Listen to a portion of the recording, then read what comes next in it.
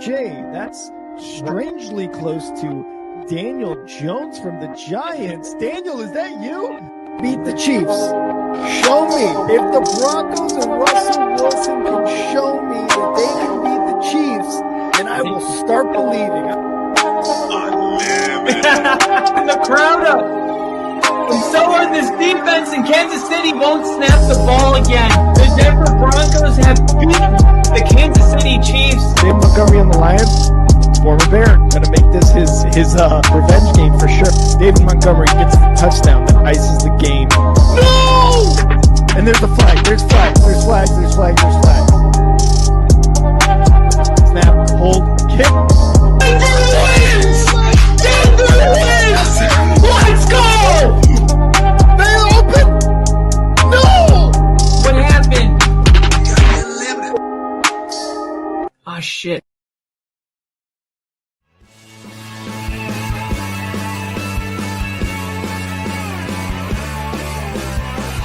America is football. Football is Football is America.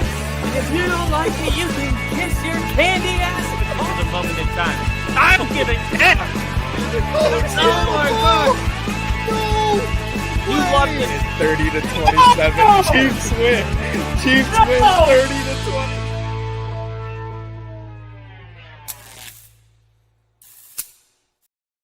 Woo!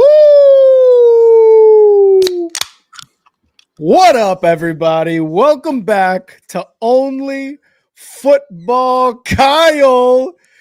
Oh! Hey, Kyle, remind me, did a team today during the second slate of football, was there a team that scored 33 points in the fourth quarter? I can't remember. I think there was. I've never seen anything like it. I was just like trying to contextualize it for other, I'm like, no, this was insane. This is like, it went from like the worst game in the last 2 years to the best game I've ever seen. And like, it's just so much emotion, so much like ups and downs, and like, oh, we lost, we won, we lost, we won. And really, like, if you guys didn't truly watch that game, like, I would highly recommend going back and just watching the fourth quarter, because it was the best fourth quarter I've ever seen. And I've watched a lot of football in my life. Never seen anything close to that. That was an insane comeback to be down by that many points and score 33 points in a quarter. What most teams struggle to do in 4 quarters, the Broncos did in 1 quarter, which was just insane to see. You know, we talked about the Browns not being able to score more than 17 or more than 20 this season. The Broncos scored 33 in a quarter. Browns, I think it's possible to score 20 in a game. Yeah. Nick! It was, man, it's like, I'm just so happy. I'm so happy right now. And I took the Broncos at halftime. I put $10 on them, and then I bet on the Broncos and Packers. So I ended up winning $75 on top of this. Wow. Because the Broncos and Packers were both losing. I should have waited until they were down, 21 points. I bet I would have won thousands if I would have waited like until the fourth quarter. Because when I placed my bets, they were down by 13. They would go on being down almost 20 points in the fourth quarter with 7 minutes left. That would have been an easy like plus 20,000. I missed out on it, but I was so into the game, like I like leave it. What do you think with this one? Wait, sorry, go ahead. I was just gonna say, like, how are you feeling? Because I know at one point the Broncos had scored either a touchdown or 2, and they were down. The Giants had scored to make it 26-14 or something like that, and there was probably like 4 minutes or so left. How are you feeling with that score at that point in time? I was feeling terrible because it felt like it was all for nothing when Mhm. our defense went out there and they had to get a stop. And if we got the ball back, it was 16-19 at that point. And it Yeah. was like, okay, all we got to do is get a stop with 5 minutes left.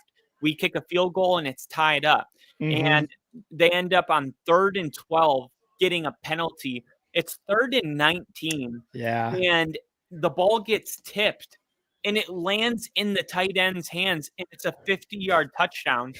And you're like, oh my God, like there it Mhm. goes. Like how Mhm. are we? But you're just like, well, they just have to score really quick. And they did. Yep. And then it was really the interception that by Justin Chernod that really like turned it for us, because then we were at the 20-yard line. Yeah, I saw that. Yeah. It was just, it's so chaotic. Like there's so many moments where you go back and like Sean Payton's unsportsmanlike conduct penalty won us the game probably, because Yeah. Jackson Dart ran it for 1 yard, but they were supposed to be on the 2. So we would have lost all that time and the Giants would have scored with maybe giving us 15 seconds. But instead, Sean commits a penalty. The Giants score immediately and we have 40 seconds to go kick a field goal. Like, Oh, nice. there's so many moments like that throughout Yeah. the 4th quarter where you're like, oh my God, if this didn't happen, if that didn't happen, like the Giants win, the Broncos win. It's just craziness. Yeah, dude, that was an insane game. And now we turn our attention here to Sunday Night Football. Falcons running the ball here with Bijan for about 3 yards. I put up a post, a poll right now on the Only Football page on YouTube. Currently, 60% of the votes are going Falcons, 40% 49ers. Kyle, this Sunday Night Football game, I mean, both of these teams can score a lot of points, but they can also get scored on a lot, as Penix is coming out for a 2nd and 5 here. Yeah. I forget what exactly we picked, but what do you got for this game? Yeah, I felt like this was one where Atlanta should win, but I felt like I had to pick the Niners. But either Mhm. way, I think this is going to be a really competitive game. I think you're going to see multiple touchdowns by Bijan Robinson. Yeah. I think you're going to need a big game from Drake London, because I forget, Yep. did Darnell Mooney get ruled out? Because I had to start him because I ended up doing it and now he's locked. He's Let's still listed as see. questionable on my Active. He is active. Okay, good. Yeah. Good. You're like, thank God. You have Darnell Mooney out there. Drake London's coming off of maybe one of his best games ever. Mhm. And you're just wondering, like, can they continue that? But Bijan Robinson's going to need multiple touchdowns. They like to motion him and try to get him on there it is right there. Yep. They get him matched up with the linebacker on a choice route, and he's going to win that every time. But what are they going to do here, do you think? Go for it? They're about a half yard short. Looks like Morris is going to send his punt unit out. Unless I'm not seeing anything else yet. I'm not seeing the offense out there. Yeah, But I hate that because it goes down as a 3 and out. mhm. But Atlanta did, they were having some success, but just a half a yard short. Yeah, they're going to punt it here. Or fake it. Or a fake punt. Or a fake punt. Here we go. There's the punt. We don't see more fake punts, to be honest. Wow, all the way to the 9, and it's fielded by the 49ers there, but they're going to get it to about the 15, and the ball's out. Is it? It looked like it was. We had a couple guys jumping all around, and Mac Jones coming out for the 49ers. The 49ers recovered that, if anything, but they'll be starting their drive at the 15-yard line as they're going through the offense there. Kendrick Bourne, former Patriot, George Kittle with his crazy haircut. Mac Jones starting another game. He's looked decent with the 49ers, and this is just a Shanahan effect, I feel like, Kyle. Yeah. This is last week you kind of had a come down to earth game. Mm-hmm. And you're wondering, well, can he be the version we saw on Thursday night a couple weeks ago? Or and he gets sacked, launched to start in the first quarter. No. Yeah, one of the great things we saw the Atlanta Falcons trade back up in the first round with the Rams to select a rusher. I'm blanking his name right now, but he has had a couple weeks where he's led all rookies in pressure rate. And the Falcons, the one thing they were lacking was bringing pressure to the quarterback. This year, they're starting to actually get a real defense, and it's dangerous. And there's CMC for a big run, goes for about 7 yards. They're going to be actually about 9 yards. They're going to be short about 4 here on third down. But yeah, the Falcons defense, man, has been like surprisingly effective. You'd mentioned them kind of putting pressure on the quarterback, and you just saw here they get a sack. I have to look at the numbers, but I think they're like one of the better defenses. Opponent's yards per game. Atlanta is number 1 in terms of opponent yards per game, as Mac Jones is going to dump it here to CMC for a first down for the 49ers. But they are the best opponent yards per game defense. I want to see what their scoring defense is like. I have Christian McCarffrey on my fantasy team, so there you go. Awesome. What? I was like, there you go. You got I thought you said no, you don't. No, you don't, dude. Like, Atlanta is tied for 7th in points per game at 20 points per game allowed. So their defense is doing, like you said, everything that they wanted to do last year, they're improving on. And you see it in the numbers. You see it in the ranks as they go for 9 yards here on that first down. Man, what's crazy is, the as far as offensive player of the year, it's been a 2-man race, in my opinion, between you had Bijan Robinson and Jonathan Taylor, really. Yeah. And Jonathan Taylor kind of like took a hit because of how good Bijan did last week. But then this week, 3 rushing touchdowns today. And Such it's a like, monster. all right, Bijan, it's your turn.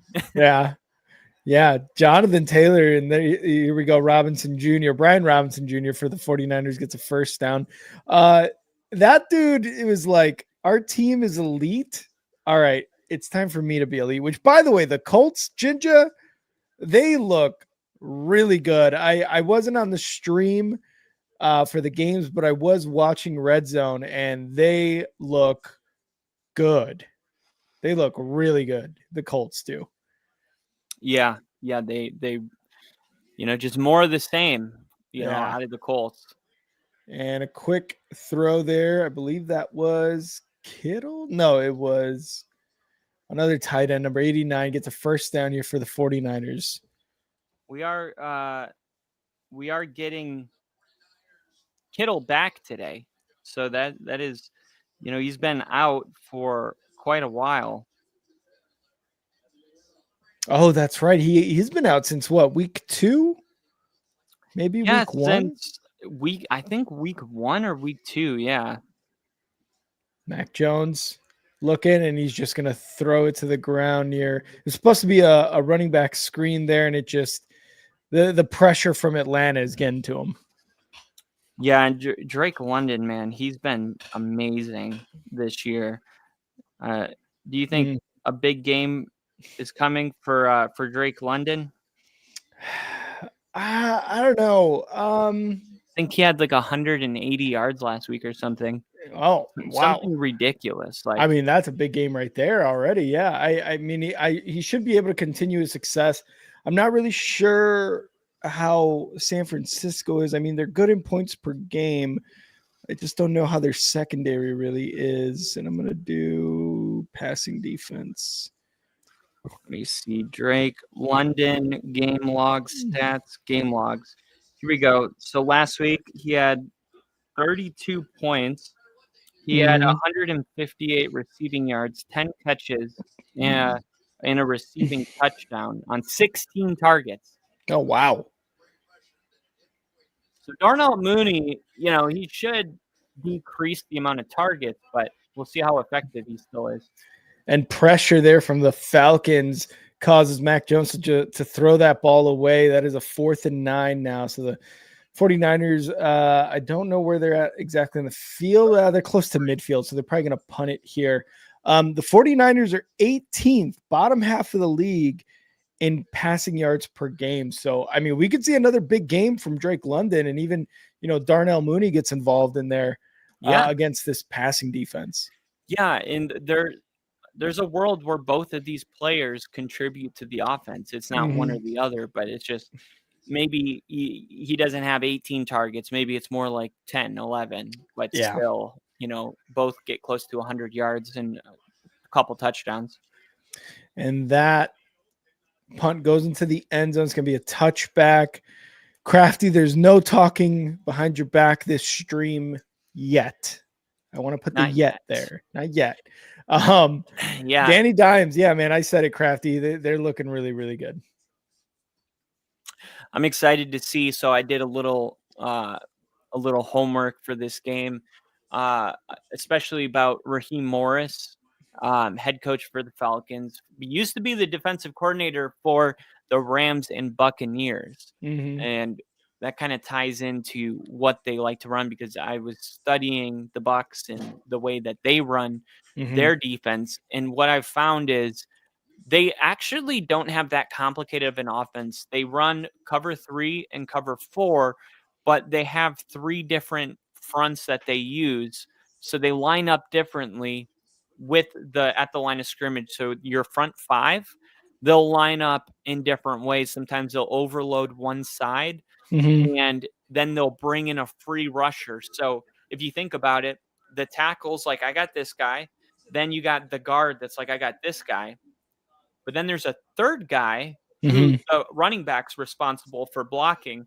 And then comes the free safety, and there's like, okay, there's no one to get him. We outnumbered them. Now, when you do that, usually you have numbers downfield. So it's you gotta be successful at getting to the quarterback, or there's gonna be somebody open, because usually you're running zone where you're like, okay, we got to drop a defensive end from this side, and he runs straight across the field to cover the flat where that free rusher is coming from.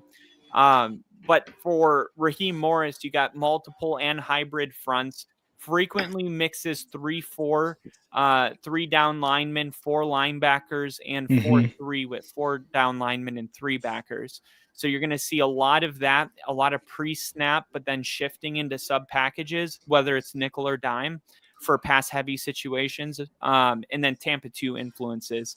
Rooted early in his career with the Buccaneers, where he contributed to their Super Bowl win. He likes to incorporate Tampa 2 principles, a zone coverage scheme with 2 high safeties. So all that to say, that's pretty much, we've talked about Raheem Morris, like whether he's a guy that's going to be the head coach for the long run, or if this is kind of his final season, if he doesn't improve and go to the playoffs with this team that we believe is really talented. So I think at the end of the day, like, if you're going to be a defensive coach, your defense has to be great. It has to be great. Yeah, totally agree. And here we go. Bijan with a carry. It's going to go to no gain. And I mean, it's kind of shown too. I was just looking at the ranks for the Atlanta Falcons defense, and they're up there. They're definitely closer to the top half of the league. And this is kind of, again, we talked about it earlier. It's just an improvement from what they were last year, because last year we were saying all the time, like, the Falcons are a sneaky good team, but then they'd have really bad stretches of games as they go for first down here to Darnell Mooney. There's your boy.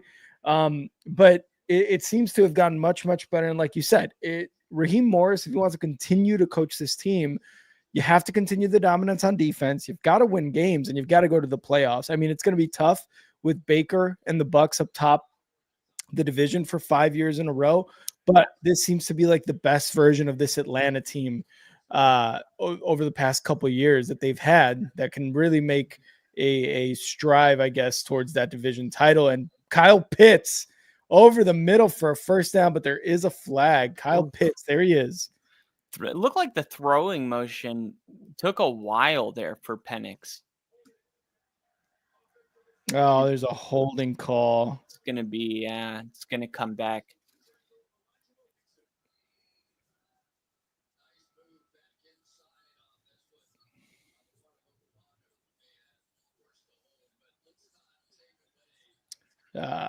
Number 63, it looked like, or Wilkinson, it was one of those guys.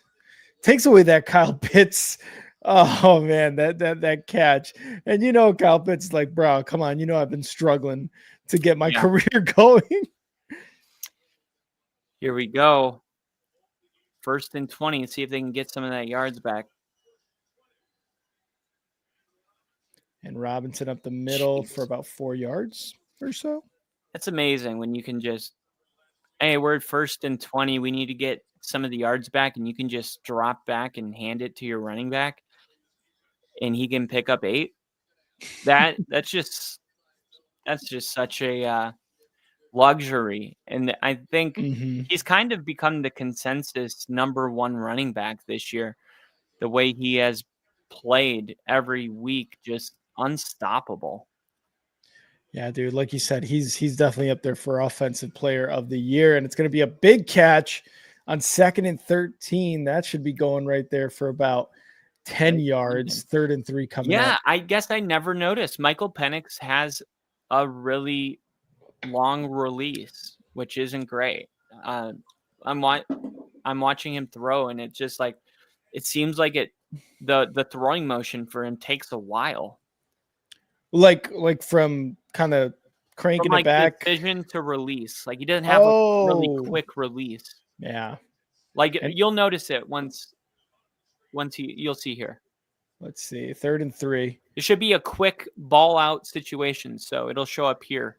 I see what you're saying now. Yeah, and there's Pitts with the 1st down catch. This time he could point for the 1st down. But I see what you're saying, though. It's like he has to – it's almost like he holds the ball a lot lower than he should, which kind of creates a longer decision to release. When you try to throw it with your left hand and you're a right-hander, and you're like, it's just kind of wrong. Like you're like, you can't put your finger on it, but something's just a little off. Little bit off. I agree. 1st and 10, Penix shotgun. And they're going to fake the handoff and quick little sidearm throw. There we go. That's better. Yeah, it goes for about 3 yards to Drake London. That was probably the quickest one I've seen, and he actually changed his throwing motion there and sidearmed it. There's Fred Warner. Look at him, lazy. He's got his foot up there, just chilling. Have some respect. Stand up for this game. Wearing shoes, dude. How disrespectful. Of course, Fred Warner injured his foot. Look at him. Oh, now he's saying hi to the cameras. Release him. Shotgun, 2nd and 7. Just kidding. Quick throw to Bijan on the left side, and Bijan is going to evade a tackler and get a 1st down there on that pass. Love that. Puts his foot down. So shifty, so quick. He is the closest thing, I think, to Christian McCaffrey. Jahmyr Gibbs, another one of these guys that's just amazing. When you got a running back like this, you can motion him out wide. You see a linebacker go out with him, bring him back in. You got a linebacker on Bijan Robinson. Not many linebackers are going to be able to handle that. So it changes from schematic point. The whole entire defense you have to run just for one guy. Penix back to pass, going to lob it up in the air to nobody in the sidelines. There's a little bit of pressure coming. At least get it out to who was it at the flat? I don't think it was Bijan. It was one of his receivers, I believe. Who's wearing number 1? That's Darnell Mooney. Yeah, number 1 is Darnell. Okay. Yeah. KC. Oh, look, they're buddies. They're boys. KC is saying, your thoughts on our teams? Broncos, Bears, Eagles, and Chiefs all winning on the same Sunday. What were the odds? Hey, anytime we come into this stream both happy after a victory, it's a good time. I got good news. The Broncos, the Bears, the Eagles, and the Chiefs all winning on the same Sunday. That's not going to be that unlikely the way the future looks. It looks, especially Bears and Broncos. Especially Bears and Broncos. How do you feel, Kyle? Atop the division, atop the AFC West. I feel really encouraged more than Mhm. ever. I mean, like, I can't. This team is capable. They showed you in the fourth quarter, but that's like in spite of all the mistakes. They still need to clean it up. Mhm. There's so much work to do. But Mhm. when you can win while you have a lot of work to do, it shows what kind of team you are. Yeah, and to me, as Bijan runs for a first down, looks like it's still the penalties for the Bears, and the passing game today Same. wasn't very very good, but the penalties need to be cleaned up. And Ben Johnson said this in his locker room post game speech, was telling the players like, "Hey, imagine when we clean up all these penalties, Yep. we're gonna look really really good." But and again, the passing game today wasn't on target like It's just at like at all. some point it can't be like when, you know? Mhm, It's like, mhm. okay, it's almost the halfway point in the season. Yeah. We can't Mhm, be like it's not the first 4 games anymore. We gotta find a way to clean this up, and that was mhm. almost completed. It was Tyler Algier downfield, but there is a flag on the play. I gotta pee Yeah, so bad. One second. sounds good. It looks like Algier was motioning for a face mask. We'll see what the refs say here. Boo. Boo. Ineligible player downfield for the Falcons. Number 64, their offensive lineman, Newsel. And I guess he went past that 1 yard of error that they give these guys. And Falcons are now looking at a first and 15. That's right, Crafty. That's right. We know throwing motions here. First and 15. Penix, quick throw left side to Kyle Pitts, who gets tackled behind the line of scrimmage. That's a loss of about 2. Kyle Ping for San Fran's D. That's exactly what's going on here. How dare he? How dare he? Still 50. Now it has moved to 50% 49ers Falcons on this poll that we have up on the Only Football YouTube page right now. 50-50. You guys haven't voted on it. Go vote on the poll. All right, 2nd and 8 now, or 18. 2nd and 18. Penix back to pass. A lot of time, but he starts to roll right, and there's a flag. This might be a holding call, or this might be on the defense. It looks like Raheem Morris pointed towards the defensive side as to say they're the ones that are going to have the flag here.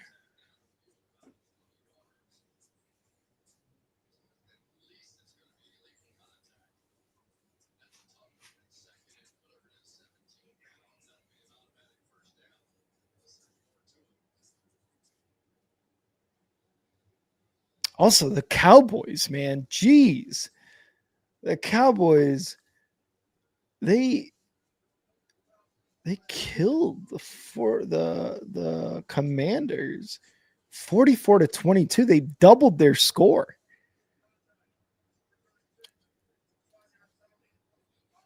And there's an illegal contact on the defense. Number 36, Sigley, who's a rookie cornerback, it looks like, for the 49ers. And that's going to get the Falcons an automatic first down.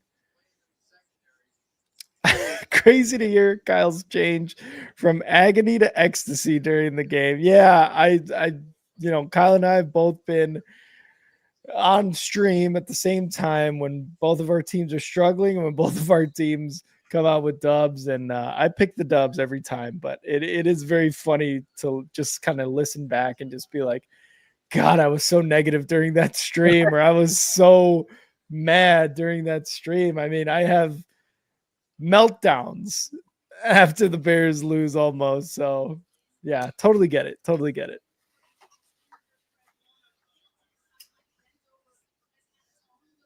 The fuck? Tatum Bethune. And for the 49ers, Curtis Robinson in at linebacker. I think they're kind of going with like a couple guys here at linebacker instead of Fred Warner because he's injured. He got injured for the year, huh? Yeah. Penix looking.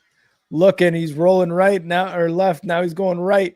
Is he going to take it himself? No, he's going to pass it to Bijan, who gets close, if not a first down on that catch. He's going to be about a yard short, actually. Just 1 yard. Let's see if they run it with him to get that first down. And 39 seconds left in this first quarter. Nobody has scored. Still 0-0. Let's see if the Falcons can get on the board before the end of the first, or at least going into the early in the second quarter. Dude, chill.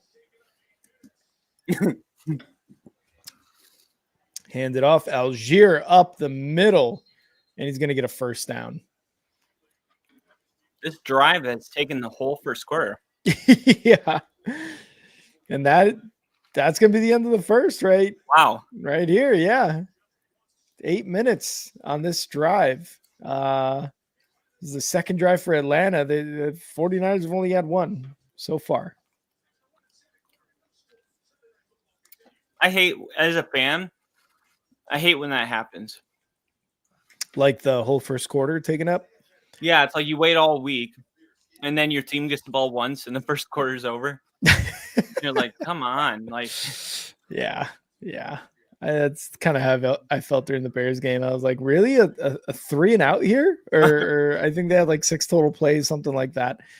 And that was the first time that the Saints stopped the opposing team on their opening drive to hold them scoreless.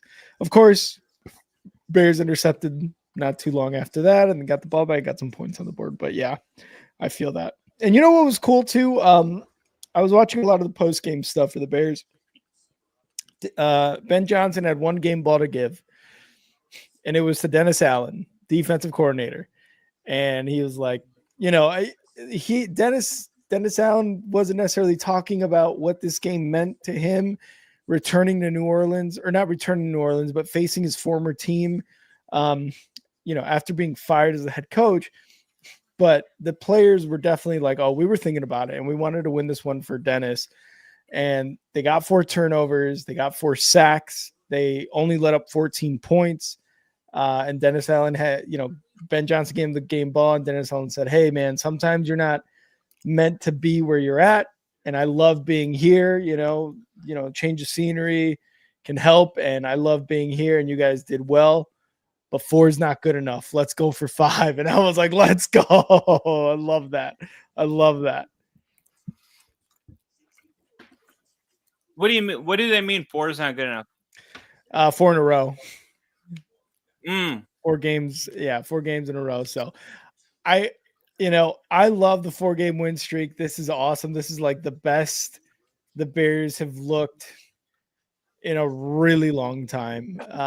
But I love the attitude of, hey, even Tremaine Edmonds, Kevin Byard were saying, like, this isn't even our best football we're playing, right? And I think they mean the penalties and like the really bad drives they've given up. But we could be better, and it's great to see them like continually wanting to work to be better. Yeah.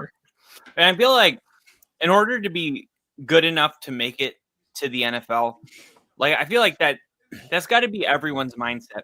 And like even when you win a Super Bowl, if you ask 9 out of 10 are going to be like, I want another one. Like you're never satisfied. There's got to be like this obsession with no matter what. I want to build on this, whatever it is. Super Bowl, a win, a streak. You should never really be satisfied during the season, week 8. Yeah, 100%.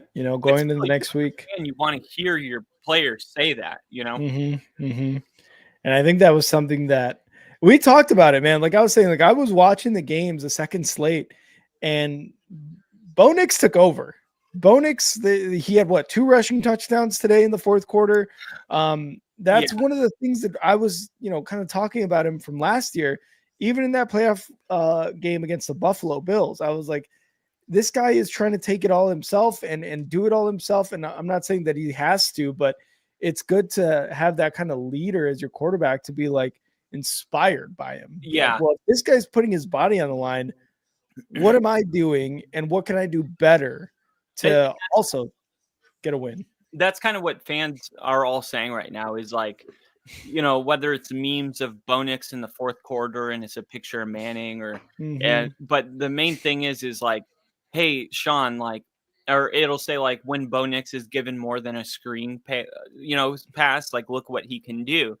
And there's some truth to that. Like when we're down that much, we're forced to give Bo Nix actual plays instead of these stupid screens. So I don't know. It's something to look at. Sack lunch. Num num num num num num num num on Penix by number 91 of the 49ers, and that is going to be a fourth down. Solid with the vein in the forehead. Told you, man. Solid's killing it right now. Is coming back to a D coordinator position for the 49ers. He is making this defense look like the defense of old back before he was the Jets head coach. No Fred Warner, no Dre Greenlaw, who by the way made his first start today. Oh yeah, for the Broncos, you're right. Immediately looked great. And that is going to go through. The first points are on the board for the Falcons. What'd you say? Falcons win. Falcons win. 0 in a slugfest. Kyle called it. And D-Rock, Kyle, what a effing game. 5-2. Let's fucking go. I know. And all I can think about is that Colts penalty. We would be 6-1 right now. Yeah, I was thinking about the Bears and that Vikings game week 1. I'm like, we'd be 5-1. We would be 5-1 right now. Dude, and the other thing I saw, I forget what it was. I think it was a sack thing. It was like the NFL leaders in sacks, and it was like, I forget. Hold on, let me find it really quick. There was something where it was like Denver was the only team. Oh, it was like yards given up defensively. Like total on the season, and Denver was up there with like 5 other teams, but Denver was the only team that hadn't had their bye week yet. So they had played one game more, than all of the teams in the top 5, yet we were up there with all those teams that had a bye week. Damn. D-Rock's asking, Kyle, we need another weapon, wide receiver or tight end? I think we're fine. I just think we need to stop calling plays like we don't have weapons. Like, it feels that way at times, but it's like, what's the point in having another weapon when we're not even getting our current guys the ball? Yeah. Like, show me that, it's like your parents are like, show me that you can take care of your bike, and then we can talk about a dog. But until you take care of your bike, don't leave it out laying on the ground, use the kickstand. Like, don't come asking for more things when you can't take care of what you have. And I feel that way with the weapons. Like, another weapon would just be like, oh, cool, we added another toy to sit in our garage and never get used. Right. Like, we need to use what we have the way we did in the fourth quarter, the whole game, and then maybe we can talk about. I mean, Denver's interested. They brought in Traylon Burks. Ultimately, that's right. Signed him. He signed, I think, with I forget, but he signed with another team's practice squad. So like we know they're interested, but I don't know if it's a necessity. Gotcha. Yeah, and D-Rock saying the drops, please, no more screen passes. I am over the drops, dude. Yeah. It is like, if people aren't watching, it's affecting Bo Nix's box score so hard. Like, there was at least 7 drops today. Most of them on third down. God. It was terrible. I was going to say, that's been a thing since the beginning of the season. And one of the things I think you had mentioned was that Bo either puts it on like the perfect spot for them to catch it and they just drop it, or maybe he's like a yard or less These were you just know. straight drops today. Ugh, I hate that. I hate that. It was so frustrating because it wasn't even one guy. It was Troy Franklin. It was Mhm. not Mims. It was Evan Ingram. Sutton Mhm. had one. It was just Mhm. like over and over and over. Let's see. Mac Jones is out at the 35 now. Pass over the middle goes to no one.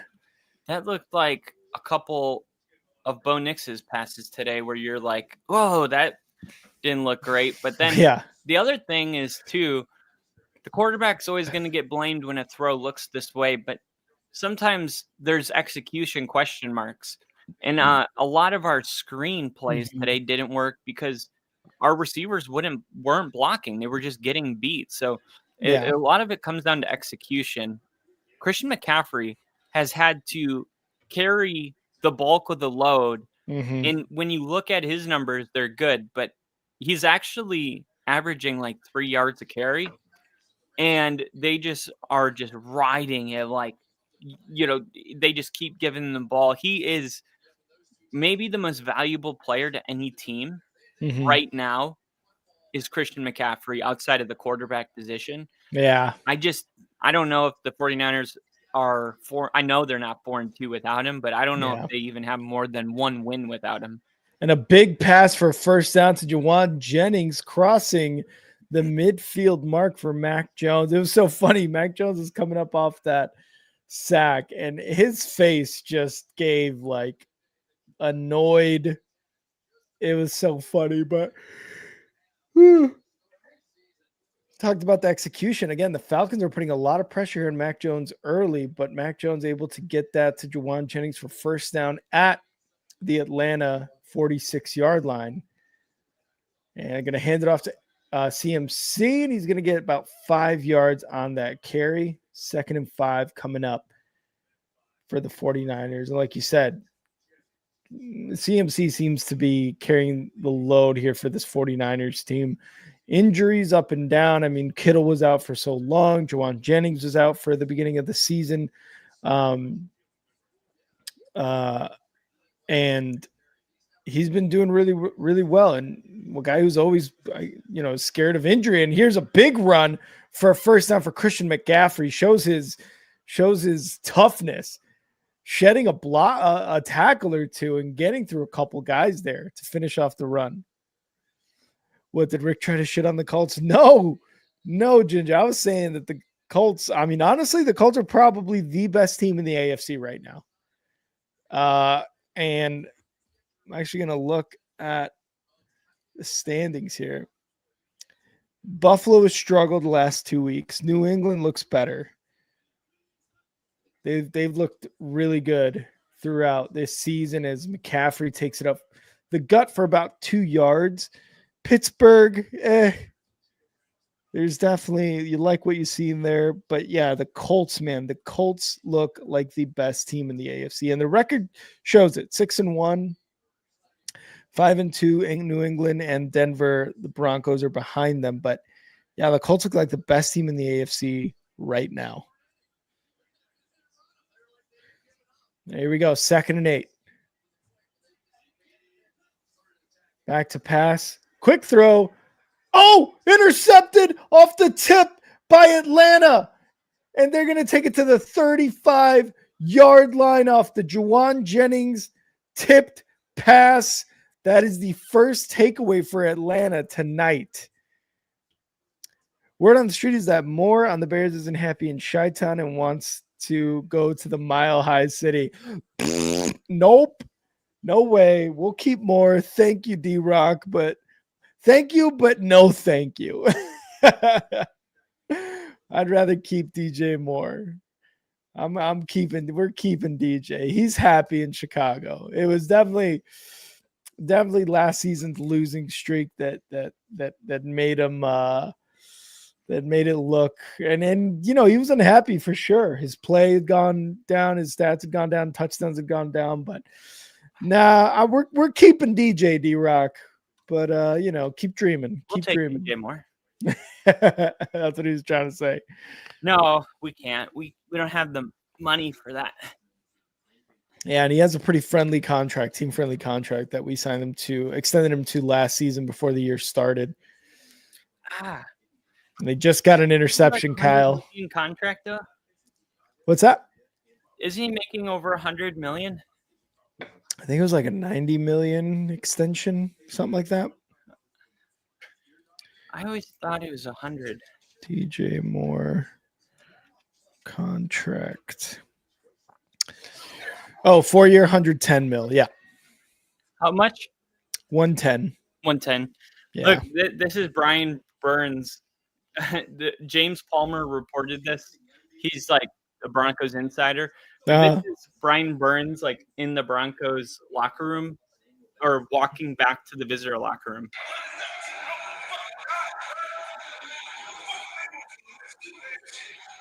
Oh, he's pissed.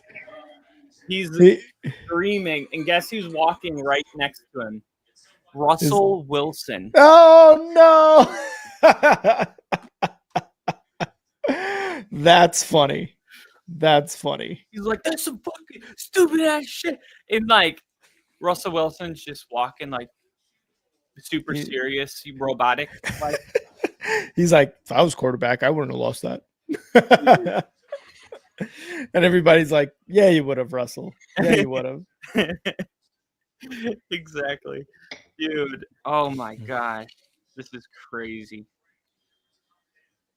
Man, surfers out there on the coast of San Fran. This is what I said was going to come out. I called it. I said, wait till you see the probability report. Look at this. In the fourth quarter, Sports Center said potential game of the year in Mile High. Denver had a 0.2% chance of victory. The Giants were at 99.8%. Oh my God. Jesus. Oh, the Giants, man. They did the Giants thing. Absolutely incredible stuff. Mm-hmm. I was just telling Mary, I'm like, I just don't know how to tell, like how amazing what just happened is. I don't know how to put it into words. Kratzy saying Burns got an offsides penalty at the worst possible moment because he couldn't hobble back to the line of scrimmage fast enough. Yeah, that's true. Rough. And then he wants to be yelling? Come on. Kyle, don't shove a phone in Crafty's face. Penix throwing deep right side. Incomplete. And there's a flag on Mooney. Lenore. It's going to be defensive pass interference. I think it will be. I'm going to grab another drink. Be right back. Holy crap. Nick Bonito, 5-51 left the game so fast I couldn't find him after the game. Hashtag delusional. Wow. Oh my goodness. Tell me that's not true. And deleted it again. Bro, if you go and tweet it, stand on it.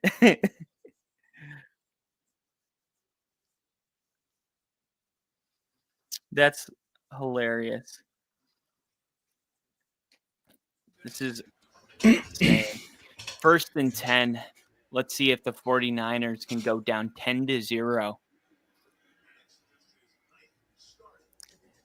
And fakes the handoff. Penix back to pass. Uh-oh. And yeah, he didn't want to get it to Bijan there. He knew he was just going to get hit. Yeah. It was one of those that looked like he was trying to complete it, but then you're like, no. Yeah. That's a hospital pass right there. 2nd and 10, 8 minutes. Did you have the under in this game? Do you remember what the under was? I can't remember. I know we were the second lowest this week. I think Titans and New England might have been the first. Sounds about right. I'm trying to see. Which is crazy because we had like 65 points scored in our game. The over-under here was 46.5, at least from what I'm seeing on CBS right now. Okay. I don't know if that's what the opening line was or the opening over-under was, but I think I had the under. Just because, both these defenses could be good. 3rd and 7. And 49ers bringing heat. He's throwing long to nobody. Penix just threw it away.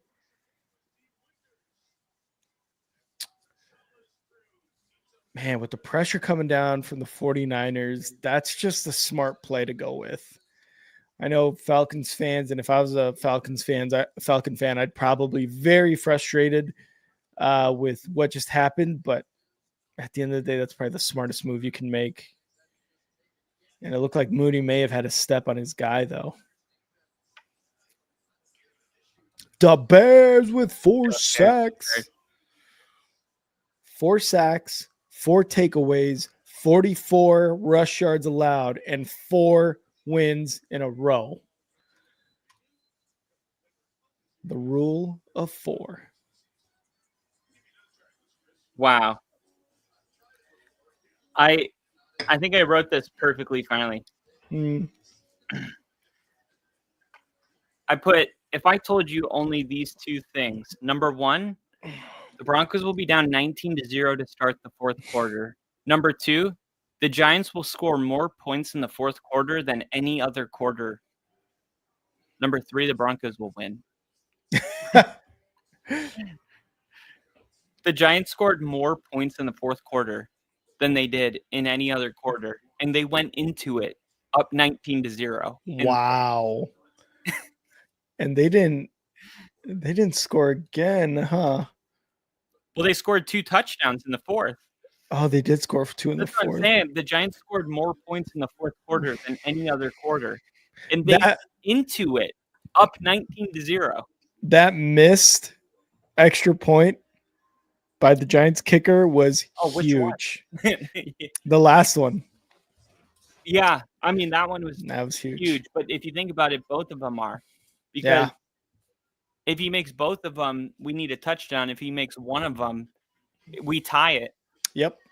Both of them, we win it. So that's crazy. The same thing with the Colts. Like, before that penalty, we doinked a 40-yard field goal.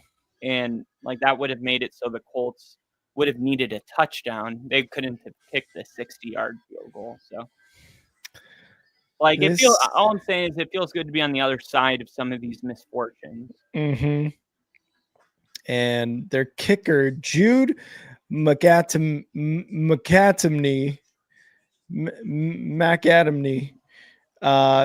he's got 1 year. I think this is his rookie year or his second year in the NFL. Either way, he is brand spanking new to the NFL. Also, that tipped pass for a touchdown for the Giants, I was like, how does that happen?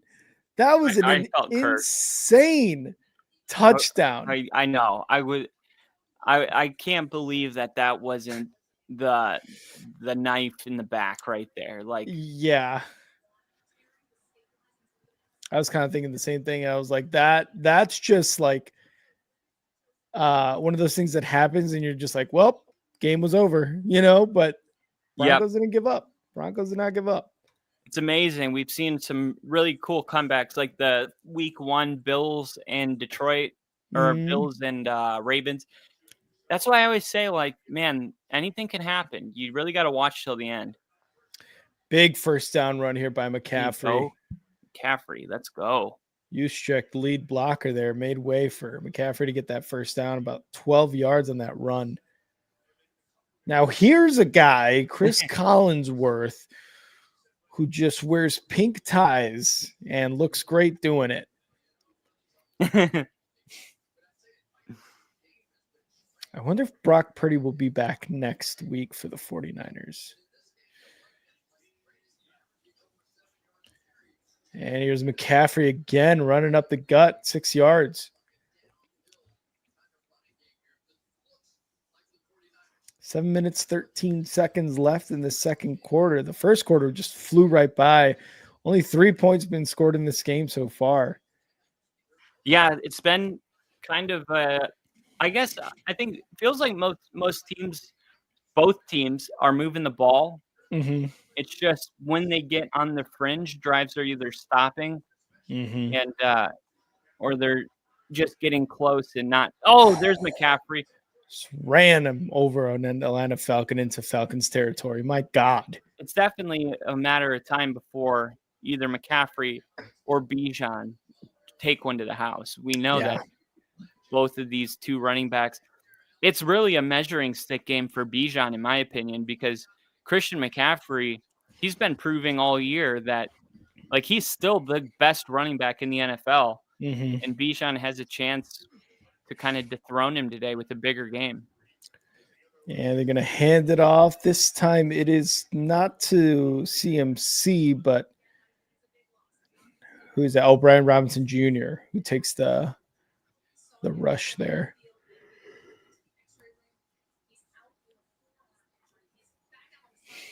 Second down for the 49ers.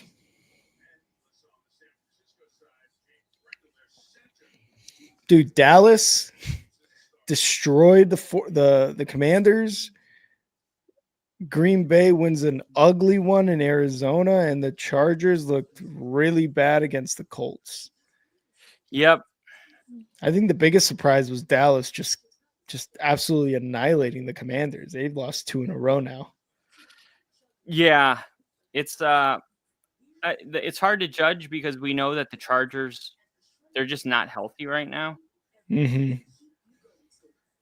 But when they get, like, man, it's crazy to think how much alignment affects the game.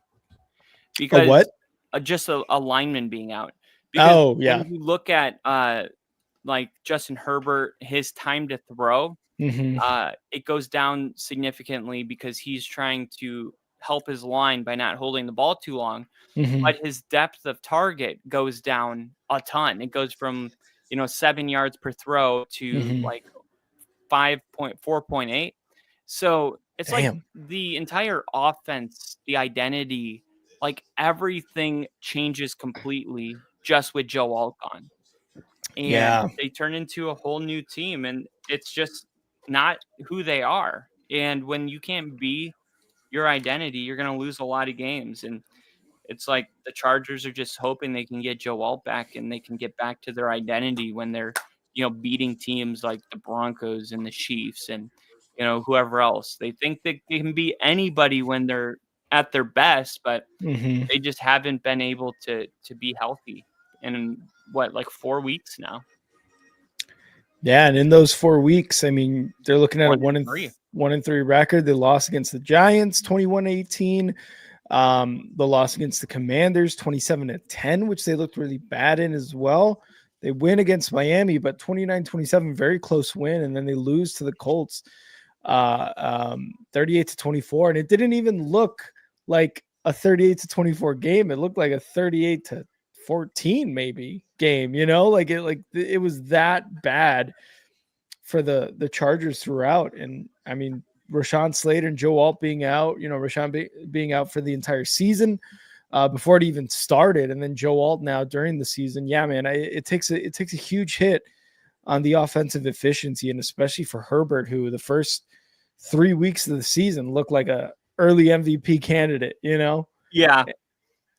And Mac Jones going to throw left. Juwan Jennings gets about 5 yards. Change in 4 weeks in the NFL. Yeah. That's what I've been saying. I said that, I think, on Good Morning or Breakfast Club. I was like, however you feel right now, just know that you're 4 weeks away from feeling you're capable of feeling the exact opposite. Yeah. If you're on a 4-game win streak, you could be on a 4-game losing streak in 4 weeks. Like, it's such a week-to-week league, and you go from being the MVP favorite, maybe a Super Bowl team, to being a team that's like probably going to miss the playoffs. And it happens in 1 month. It's crazy. Look at just the Panthers. Yeah. I mean, they win a couple games, and all of a sudden you're like, okay, they could win this division. I mean, Mhm. look at the Bengals win over the Steelers. Now, Mhm. what does that do for the Bengals? I mean, the Bengals have the same odds almost as the Ravens Mhm. to win this division. And Cleveland is like plus 2,200, and they have the same record as the Ravens, who are like only plus 130. Wow. So it just shows you like not even the records are all treated the same. Mhm. Look at you look at the Ravens record and you look at Cleveland's record, exactly the same. Yet, if you look at the division prediction, the Ravens are plus 120, and then the Browns with the same record are plus 2,500 because Wow. one of those has Lamar, I guess. Yeah, exactly. The Lamar effect there as Brian Robinson takes it up the gut to about the 26-yard line, looking at a 3rd and short. The 49ers. Brett Coleman, you know Brett Coleman, he's like a famous content creator. Yeah. He said, "I keep waiting for Bo Nix to take a step, and it just keeps not happening." And then he commented on his own post, "Note to self: wait 49 more minutes." Yeah, and that's just one of the things about being a fan, dude, is just like you're always like, when is this going to happen? Why hasn't this happened yet? And a big first down pass into the red zone for Juwan Jennings and the 49ers. But like you said, dude, it's 4 weeks ago, the Chargers were one of the best teams in the AFC. Yeah. 4 weeks later, they are second in the division, losing big to the Colts, who I was saying earlier are the best team in the AFC right now. And, Herbert doesn't look like an MVP anymore. And it just happens like that. So just like he had to wait 49 minutes for Bo Nix and the Broncos to take that dub, we had to wait about a month for the Chargers to kind of come back down to earth. Yeah. In a sense. Yeah. So we saw the Commanders lose, and I was saying after that Bears game, I was like, this is very interesting because next week I was like, there's going to be a fork in the road. And I'm telling you right now, I think Dallas is going to win. It might not even be close. And the Cowboys routed the Commanders. And I feel like this was that fork in the road game. I was right about it because now Commander fans are kind of back to the drawing board. Like we've never been in this situation with Jaden Daniels. Yep. Like there's starting to be doubts. They didn't have to deal with anything like that last year. It was always good. We haven't seen how this team responds to this type of adversity because they simply haven't faced it since Jaden Daniels has been their quarterback. But it's here and it's real. And now that hot Cowboys team, they're playing the Broncos next week. And Denver will try to continue to be undefeated against the NFC East. Hopefully they don't have to win by scoring, 3 possessions in the – they did it with the Eagles too. Yeah. Yeah, dude, Dallas is definitely like turning the corner here. And they could be a playoff team. I was going to say right now as Dak should be an MVP candidate. If he's not on your list, you have some kind of unconscious bias that you need to explore. Because if you look at his numbers – and you go, brand new head coach, Mike McCarthy is gone. His number one wide receiver goes down for almost half the season. Like who else if anyone else did what Dak, and he led not just like a capable team, but the number one offense in the NFL. Yeah. With all of these reasons that are valid, he would have had a pass multiple times to not be great.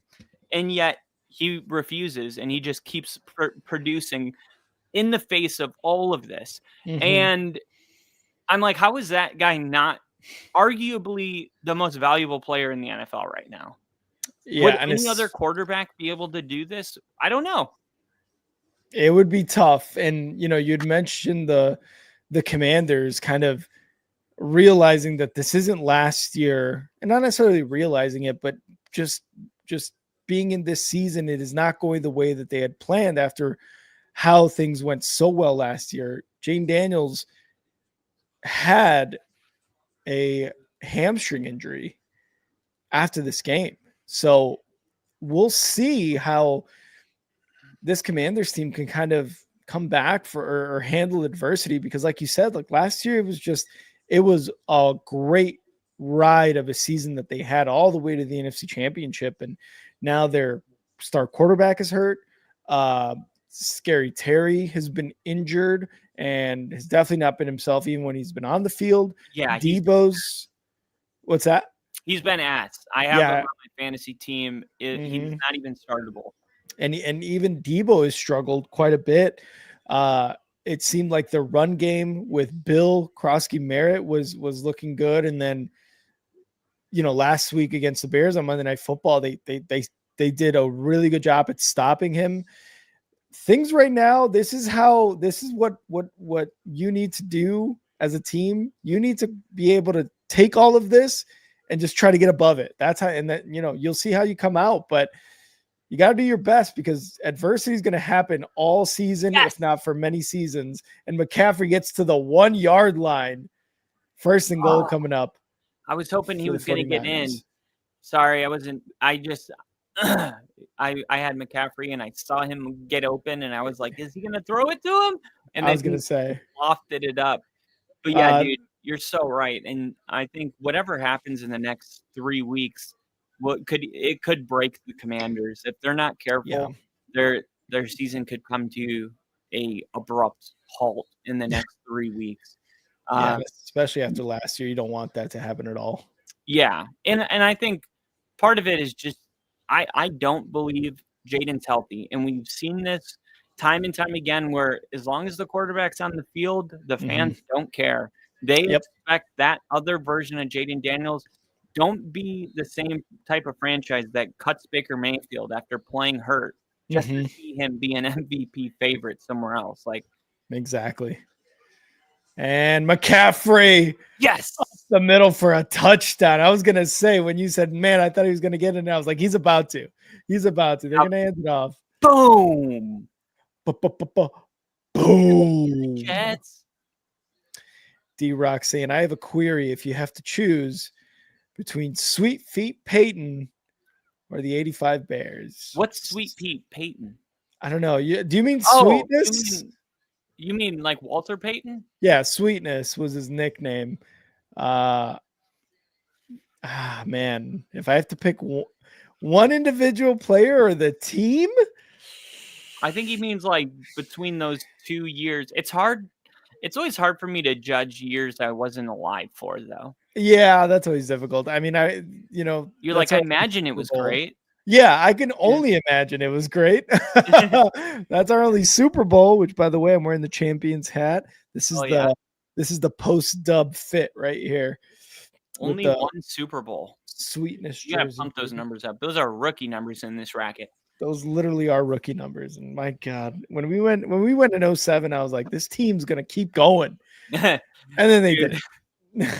That's how it always feels as a fan. Like, you're never like after Super Bowl 50, like today was the 10-year anniversary. So we had all of those players at the Broncos game in person watching this today. But none of those players or even fans at that time were like, yeah, we're not going back to the playoffs for 10 years. You know what I mean? Like, imagine it's like, Broncos, you are Super Bowl champions. Oh, wait, hold on. I'm getting word. Okay. You guys won't be back in the playoffs for a decade.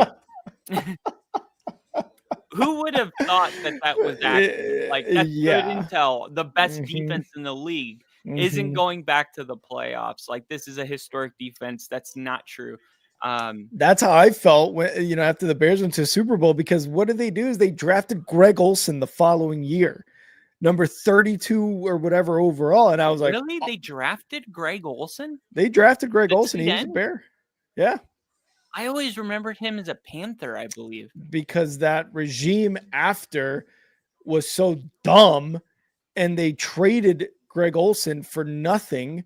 And then he goes and has a really good career with Carolina too. But that's what I was thinking. I was like, we brought in Greg Olsen. Desmond Clark's getting old. We still got a lot of pieces from this offense, and then it just never. They didn't have a winning season until 2010, and then after that, not until 2018. They didn't have. They've had 3 winning seasons since the Super Bowl in 06, which is crazy. Would you rather go to the Super Bowl and get blown out or lose in the NFC Championship? Go to the Super Bowl, get blown out. Really? Yeah, at least it's nice to know that you went. Yeah, it just no one cares if you get blown out. Like it doesn't get you any points. Like yeah, but that's nice because you almost become a forgettable Super Bowl contestant unless you're a fan. Toyota halftime, Broncos historic fourth quarter. There it is. There it is. Dude, I can't tell you. Yes, he did, Crafty. The pure joy that I have right now. It is just like it's gonna last a while. Like the media is gonna be all over this. Oh yeah. There was already a tweet by Nick Benito. They were beefing all week, and he was saying to Brian Burns and Abdul Carter. He goes, they disappeared fast after the game. I couldn't find them, and then it was #delusional, and I was like, oh my god, what? That's rough. Yeah, it's like I love it, but oh damn. I know. It's like you almost lost. Yeah, you really. It's strange. It's a weird feeling. Yeah. Here we go. Falcons 1st and 10 from their own 31. Penix going to get it to Pitts for about 4 yards. 2nd and 6 upcoming for the Falcons. Is on a contract year, and you look at. Dude, he was drafted to be Tyler Warren, Brock Bowers at the time. And it's kind of weird because we've had 3 consecutive years, I believe, or maybe 3 out of the last 4 where a tight end has come in with, it's like there is nobody that comes close to this level of athleticism. He ranked 9.8 on the raw athletic scale, whatever. We've seen it 3 years in a row where they just keep upping each other. Kyle Pitts was the only one that was disappointing year after year after year. And now here he is with a contract season. Atlanta doesn't pick up his 5th-year option, and he's got to go out there and prove to the world that he can play ball. And he's having I believe, his best season yet. His rookie year was pretty good, but sandwiched in between now and then is a lot of inconsistent play, a lot of injuries, a lot of why isn't Kyle Pitts getting the ball more? Just not good stuff out of Atlanta. So good to see him getting more involved. Oh, big sack lunge and the ball came loose. That's Niners ball. Wow. And I was gonna say, hopefully, the Falcons can score here before the end of the first half, and instead, strip sack 49ers. Yeah, 3 timeouts, and I felt like Penix has been holding the ball kind of weird today, and you talked about it earlier. I don't know if he's holding it too low or what, but I feel like that this is why he's susceptible. He's holding it. He's got the ball really low, and that throwing motion so long, the windup. Yeah. I wonder, this is something I've really never noticed about Penix. Wow. And for whatever reason, it's just like glaring. It's just like jumping off the screen today. Where it's just taking him forever to get rid of that. And he's a lefty. And he's a lefty. He's weird. Yeah. Like sometimes when you see a lefty throw, there's the illusion that it's taking longer. That's true. You're not used to. So I'm trying to keep that into consideration. Let's see if Mac Jones and the 49ers could take advantage of that turnover. Ooh, good snag. Yeah, for about 5 yards. Kendrick Bourne gets that catch. I was going to say something about that. The throwing motion lefties? Yeah, there's been players that have actually said too where the ball is different coming out of a right-hander versus a left-hander. Oh, yeah. Yeah. So they know that. Yeah, harder to judge, too, because you're just not used to seeing it. Here's a screen pass. Oh, gets blown up. Oh. Oh. McCaffrey. Richard said, very true. I'm left-handed. The weird throwing delivery. See? Richard knows. Richard knows. Remember, like Tebow was a lefty, and his throw, you felt like you could sit down, unpack a boxed lunch, eat it, pack up the picnic blanket, and the ball still wasn't out of his hands. Like he took a solid 2 seconds from decision to throwing the ball, getting it released. Oh, ball went loose. Go. Oh. Wow. Caught. Oh, looks like they had gotten to Mac Jones. Is he eligible to catch it? Oh, no, it can't be advanced.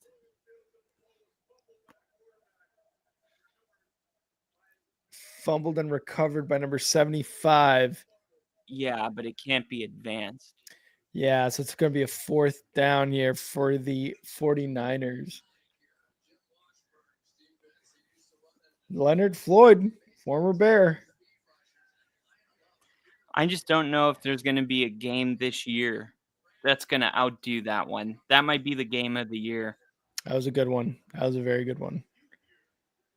33 points in the 4th quarter. That is insane to me, dude. That is insane. It's just like, I didn't know there was enough time on the clock to score 33 points in 1 quarter. Jesus. They're going to do an official review here. What's their official review? I'm not the ball sure. was moving forward? Yeah, it doesn't look like at any point when it got hit by Leonard Floyd did he have control. No. It. Once he went to throw it, but once the ball hit his own helmet, he didn't have control of the football. I wonder though if they're going to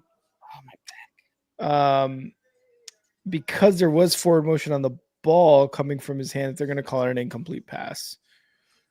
Ruled incomplete on the field. So that's what it's ruled now. They're going to review it. And while that happens, I'm going to be right back. Quick P for the D. P for the C, the commercial. Be right back. Oh. I always think something different when he says P for the C. I won't say what. But extremely difficult to win despite the refs in the NFL, but that's what we did today. I'm wondering. I'm seeing Vic Lombardi just posted. Bo Nix just pulled off 3 straight 4th quarter comebacks for the Broncos. He might be the first quarterback to do that for Denver. Not even Elway did it 3 straight games. I don't know. I got to go back to that Tebow year. Tebow time was a really weird, and I made. I'm gonna have to go back and clip that because there was a moment in that 4th quarter where I said that there's a part of this team that feels a little bit like that Tebow time, that 4th quarter magic, whatever you want to call it. There's some of that today in the Broncos. All about G-Man. They posted, that was for you, DT, with a picture of him. And Giants fans go, you're horrible regardless. Hand was coming forward. It is a forward pass. Look, once it hits his helmet, looks like he loses control of it. Regardless, the call in the field is reversed. It's an incomplete ball, which is going to help the 49ers. Oh, my back. Let me see if I can.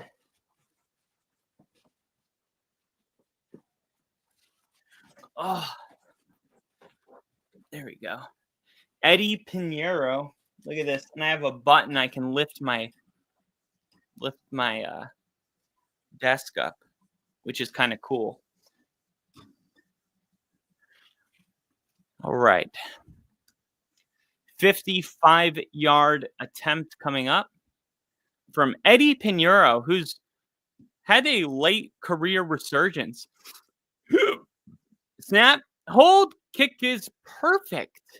Honestly, it's perfect. And can we all take it to a vote that we want the NFL to go back to the graphic where it said it would have been good from 63, 65. Do you guys remember that? There was like a couple years where when they kicked the field goal, it would say 55. And then when it was good, it would say would have been good from, and it gave you the distance it would have been good from. I have no idea whose idea it was to get rid of that. Awful idea. I speak on behalf of everybody. We all liked it. Nobody was like, gosh, that graphic's dumb. Could they get rid of that? Sometimes they just, I don't know what, I'm like, why would they get rid of that?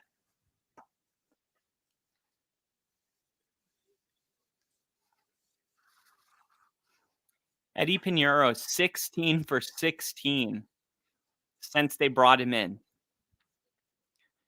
And that one would have been good from probably 2 more yards. So what, 57, 58 is probably his max? I don't know, because he hit that one kind of high. He probably would kick it a little flatter if he wanted more distance. I really don't know.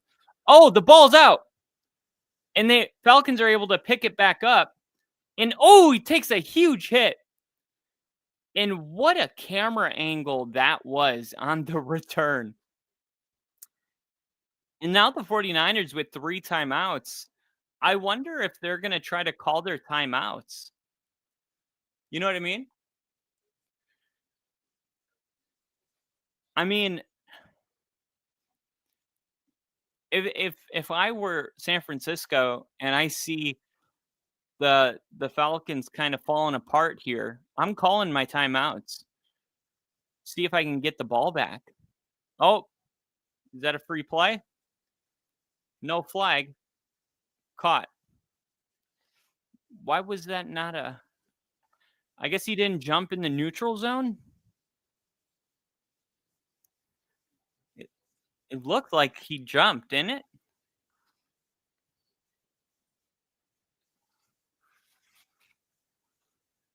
Ruled incomplete on the field.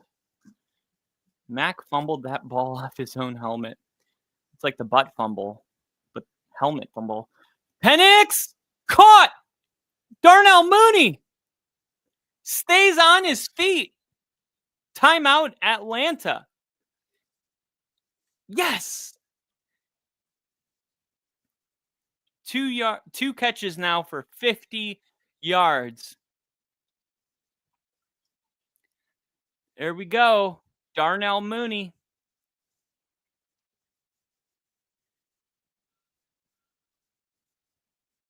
Wow.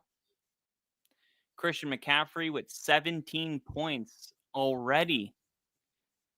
Troy Franklin ended up getting 12.9. I should have started him over Jalen Coker, who got me a goose egg, 0 points. And Travis Hunter with 25. I don't know if, is that somebody that I should start next week? Because I would be projected around 165 points if I would have started him. Instead, I'm projected around 140. Still a great week for my team as usual. Penix rolling, and he's just going to throw this one away. Smart. Honestly, should have made that decision a little quicker with only 10 seconds on the clock. Plus, he decided to, this is going to be an intentional grounding because he's in the pocket. And then that's the end of the half because of the 10-second runoff. So that's it. We're done. We're done. Wait. It depends, because does the 10 seconds go from where the penalty was committed? Because there was technically 12 seconds on the clock when he decided to throw it away. So if there's a 10-second runoff, is it from where the penalty was committed, or is it from the end of the play? So, Rick, they're calling an intentional grounding here. 10-second runoff. It's a 10-second runoff. But here's my question, because they're going to end the half this way. Right. If you call a penalty, shouldn't their 10-second runoff be from where the penalty is committed? Because there's technically 12 seconds on the clock when he lets this ball go, which is so they let the clock run down until that ball hits the ground. And before that penalty, I'm like, if you're going to throw the ball away, do it in a faster way than launching it with a bunch of airtime to the sideline. Like, you wasted a couple seconds, but also the half wouldn't have been over if he wouldn't have thrown it away in a way like where it took, 2 full seconds. Man, that one's got to be like, you got to look at the rule for that 10-second runoff, because I don't know if it's like, hey, it's 10 seconds from the point of where we stop the clock or from the point of when the penalty was committed, because I agree. I think even if it is like a runoff, like, I don't know. I feel like they should at least get a second shot in Dak's face. I don't know what the hell that was. That was weird.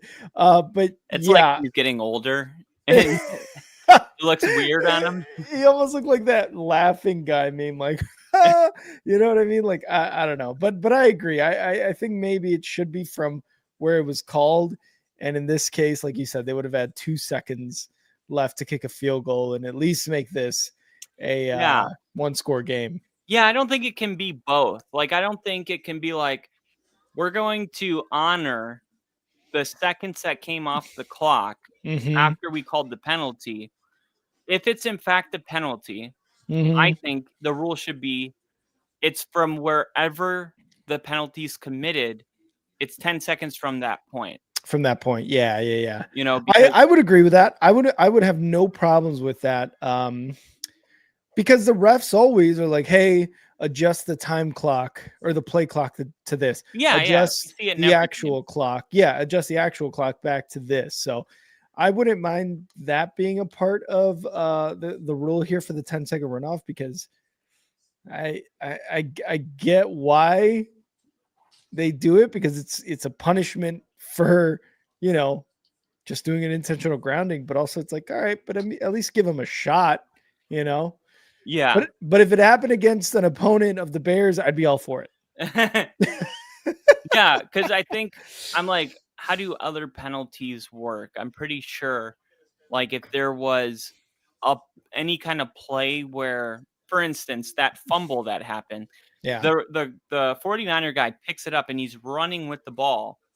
The clock is continuing to run, even though technically the play was dead from the moment that he picked up the ball, because it can't be advanced. Yep. So, did they go back and change the amount of time on the clock in that? I know they changed the yards, but did they go back and change the clock, or do they say that's time that came off the clock? It's gone. You know what I mean? Yeah. Just forget about it. Like it never even happened. Yeah. Yeah. Fucking. Sometimes the rules in the NFL just, I don't know, man. They don't make sense sometimes. I wish the refs just. Yeah, I said that to someone the other day that was like, he was complaining because he bet on something, and it was like a quarterback to have 4 or more rushing attempts, and there was a play where it was technically called a sack, because even if a quarterback snaps the ball and he's running with the intent to throw the ball, and he like slides down, the defender closest to him gets credited with the sack. Oh, no way. Yeah, because it's like, and there were people that were like, how is that not a rushing attempt? He slid.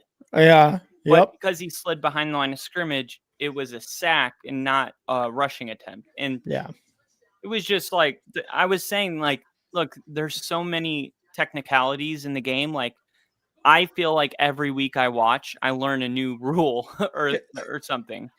Or something even like surprises you almost. I mean, what happened last year? Who was it? I forget the receiver's name, but it was the guy for the Kansas City Chiefs who was a Giant, who was drafted by the Giants at first, who kept committing offensive offsides or whatever it was. Yeah. And we're like, what is this offensive offsides? We've seen last week with the Bears on Monday Night Football, Theo Benedict, the left tackle, lining up not enough behind the center's ass to be called like an illegal formation. I'm like, what are these? Where are these rules coming from, and why are they rules? You know, it's like you said, you learn a new rule every week. That's how I feel the last 2 seasons. I feel like rules have been popping up out of nowhere for these guys. They're if you're watching the halftime, oh my God, dude, Knicks was incredible in the fourth quarter. It was like, wow, dude, imagine going to that game and leaving in the fourth quarter or something. Broncos 33 points in fourth quarter, most by a team that was shut out through 3 quarters in NFL history. Wow.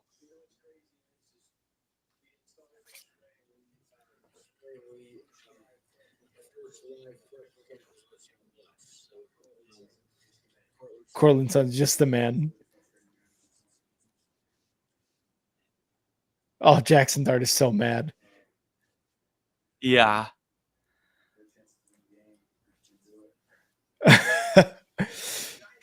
Hey, you know what? Like Jackson Dart, you're gonna have games like that. You're a New York Giant. You're gonna have games like that. But he had one of the best games against our defense of any quarterback.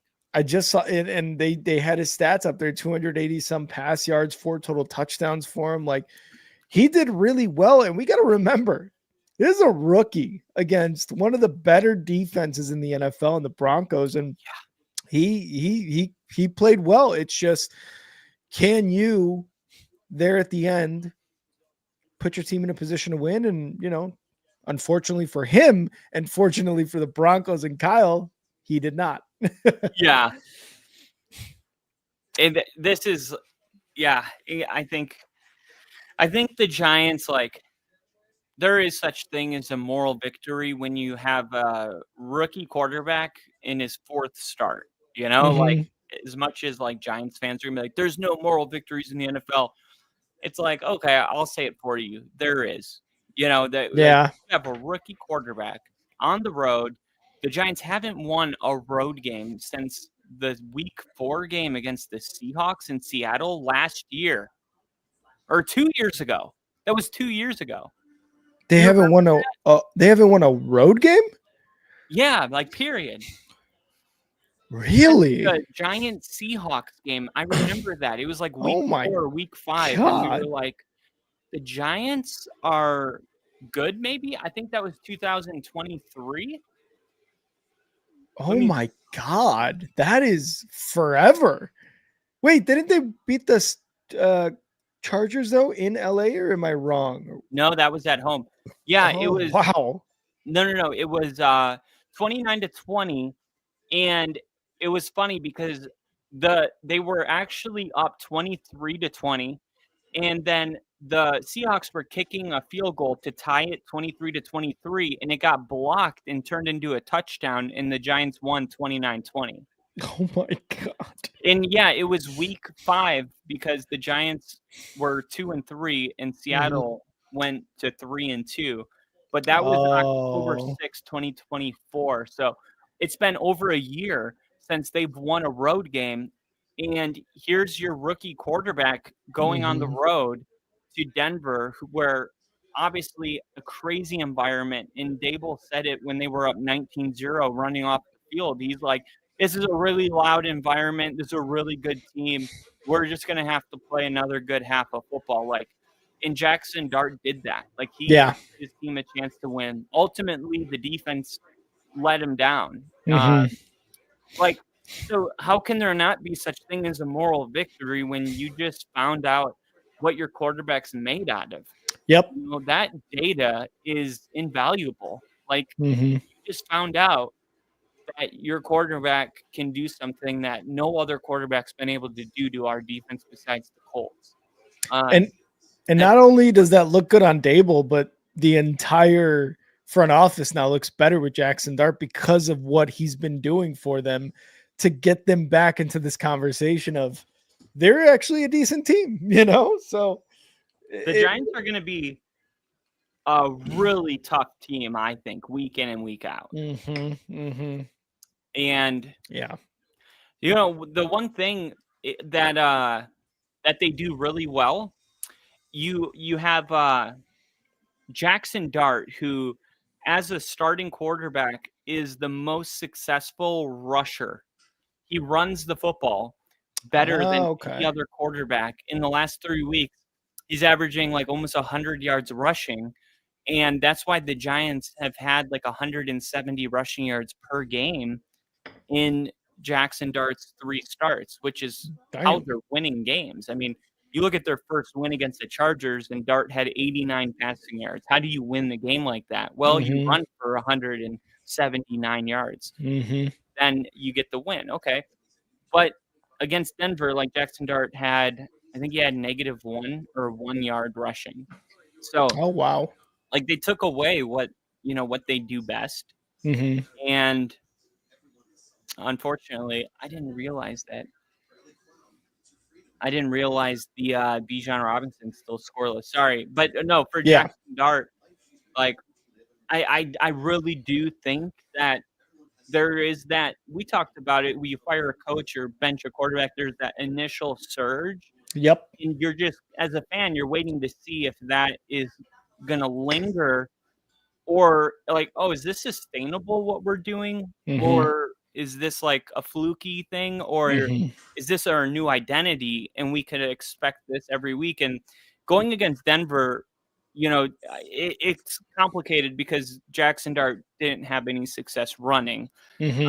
So you're like, okay, maybe certain teams were not going to be able to run the football this way, but then Dart threw it for 300 and whatever yards. So you're like, oh, so he can, if he needs to, he can throw the ball, which is why this loss was so incredible for Giants fans, is because he showed you he can adjust to whatever the defense is taking away, and he'll hurt you by attacking what they're not taking away. You know what I mean? 100%. And that's what you love in a quarterback too, is like, yeah, I can get it done with my feet, but because I'm not able to now, let me throw for almost 300 yards too, and be effective doing it at the same time. And Richard, go to sleep, man. Get those drinks in.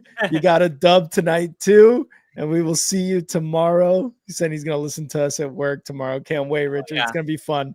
Thanks for stopping in throughout the day, Richard. Have a good one and good night, drunkie. But yeah, man, and again, this just is like, it's one of those things where if you're a Giants fan, you're like, how could this season have started if we bring in Jackson Dart game 1, right? I will say, even though there was tons of people, and us included, saying bring in, start Jackson Dart. We know who Russ is, and if not Jackson Dart, then bring in Jameis, like start him, right? I really do like the way Dable brought in Jackson Dart for like 1 to 2 plays per game before he became the full-time starter, because at least you're introducing him to the NFL. Hey, this is what you're going to be playing up against. These are the defenses. These are NFL pro level defenses you're going up against. And yeah, they may not be the best, rankings wise, talking about the Cowboys and such, but these are NFL players. This is not Ole Miss anymore. This isn't college. This isn't the SEC. This is NFL.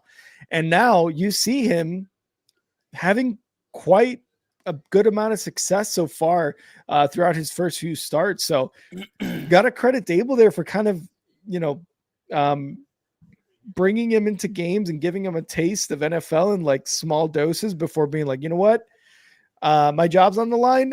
Let's start our boy Jackson Dart. And so far that has paid off for the entire organization.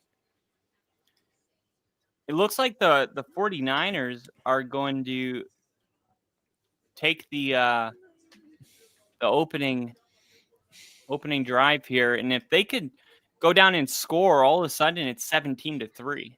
Yep.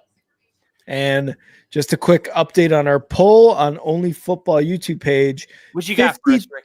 52% of the voters have said that the 49ers are going to win versus 48%. So it is damn near a tie as to who's going to win this game. Let's see if this game reflects the voting here on our poll. And They're that cheating, first dude. run goes a yard. They're cheating. They waited till halftime. That's true. They are cheating. Jeez. That's what Kyle thinks of you guys who voted. You guys are cheaters. That's you and me right there. Are you Collinsworth and I'm Tarico? Who's that? Yeah, I technically because you do the play-by-play. Here we go. Mac Jones rolling right. And he's just going to throw it away under pressure that whole time. It's actually 10-3. So let me update the ticker here for you guys. Sometimes the best play you can make is not having a negative play. Look at that. Drake London last week. I can't hear what they're saying, but I could imagine that it's about how great Drake London is. Mm-hmm. You said he had 180 receiving yards or something? 150, I think. Oh, okay. Damn. Still, 39. big game. And then it's really like, I feel like the second half is going to come down to who plays better, Max Jones or Penix. Yeah. Definitely agree with that. And did Mac he go back Jones, on his own? I don't know if he gets forward progress here. I think he did. I think Bourne got it, and that was I a think he quick. did too. I think it's close though. Yeah, quick That's 10-yard strike. Let's see. Does he go back? He goes. Yeah, I think he was past it, about a yard past it. Yeah. Damn, it's close. Jones 10 for 16, 79 yards and an interception. Only touchdown so far has been CMC. This is going to McCaffrey. Nope. Yeah, it's going to go to who is that? Big catch. Who was it? Sky Moore. Sky Moore, number 9 for the 49ers. Big catch and run for a first down. He's like, that's my first catch this year. Let's go. Hey, him. We were like, hey, everybody! I'm still on an NFL roster. Let's go. I'm still him. Yeah, and, we're all like, who's number 9? Yeah. Oh, Sky Moore. That's right. Hey, remember him? Mac is going to hand it off to CMC, and he's going to get about 4 yards on that tough run. Easily my favorite thing about CMC is when you pause it when he gets the ball and you look at the defense and you go, there's nothing there. And he gains 7. You're like, how does he do it? I mean, there's just so many times where he takes the ball and right before contact is made, you go, this is probably a gain of 1 or 2, and it's a gain of 4 or 5. I just love that about him. Love running backs who can make something out of nothing. And here he is again. And like you said, almost like nothing there. And he goes between the tackles, gets 2 really tough yards. And it's going to be a 3rd and short upcoming here for the 49ers. Yeah. Like I feel like it's an undervalued thing in this league when you have a running back that in one play might not look like much, but you add up, the 3 yards that he fought for on first down with the 2 yards he just got now. Right. And instead of 3rd and 8 or 3rd and 9, you're at a manageable 3rd and 4. It's a huge difference. And their average is 5 yards to go. And CMC again, 3 straight runs and he gets a first down on that 3rd and 4. When you can run it on 3rd and 5, and is McCaffrey okay? Is he okay though? I think so. He's just taking a rest, right? Oh, yeah. So here on the tackle, you can kind of see the tackler lands on his right ankle. So maybe that's why he's running off. He looks fine, though. Yeah, he's good. Yeah, 1st and 10, inside 25. Yeah, always. Mac Jones, quick sidearm to Kittle goes incomplete. Could not Kittle bring it doesn't in. have his mojo anymore. Oh. I'm kidding. It's his first game back. We'll give him a game. Yeah, we'll give him a game. I'm excited to see him back because the 49ers have been one of the more unlucky teams with the injuries. It's like it's been receiver after receiver, the entire defense, the offensive line. Isn't Trent Williams done for the year as well? No, he's right there, 71. Okay, good. Yeah. I think early on he was not playing, right? Something went on. I can't remember. Yeah, maybe it was during Let me see. Trent. That was Brian Robinson Jr. on the run there. Bijan, like, come on, give me the ball back, guys. I can do this. I can win the game. Brock Purdy, Ricky Pearsall. Yeah. I mean, they're just the fact that they have a 4-2 record is just coaching. It's just coaching and their ability to draft. Incomplete to didn't get Jennings. his feet down. Yeah, he was a lot of momentum going towards the sideline and able to get both feet in on that catch. I don't even know if he got one in. I don't think so. No. So it's going to be Eddie Pinheiro, who's came into the league. He's kind of like a guy we gave up on. Now he's 16 for 16 since being a 49er. Yeah. And we've already seen him knock through a 55-yarder. I don't know why they got rid of that little thing that used to say would have been good from 43 money. Remember, it used to go through and it would say would have been good from 55. Or I remember that because then we say that all the time too, where it's like a 60-yarder and there's like a good 7 yards past the crossbar where we're like, oh, that would have been good from 65. Yeah, like why get rid of that? We all liked it. I did like seeing that. The NFL likes to do things that don't make any sense, and they're it's almost like get rid of that. Everyone's loving it. It's almost like being in the military, guys. It's like, why were we doing that? That doesn't make any sense. And why are we doing the thing that, and why did we get rid of the thing that makes sense? That happens quite often. Oh, because Chief hates his wife. Got it. Oh, because you got another DUI? Jeez, sorry, my bad. He can go home for the day, but Chief doesn't like his wife, so we're gonna stay and clean for 4 hours. Dude, it's not my fault that you chose the wrong partner. Let me go. I like my wife. I want to go home. He likes hanging out with the boys, so we're all gonna clean here and we're gonna listen. Chew tobacco in the office. And we're gonna talk shit for a couple more hours. Is that cool? We don't really have a choice. I mean, if that's what the call is. I'm sorry, I phrased that as a question. What I meant is that's cool.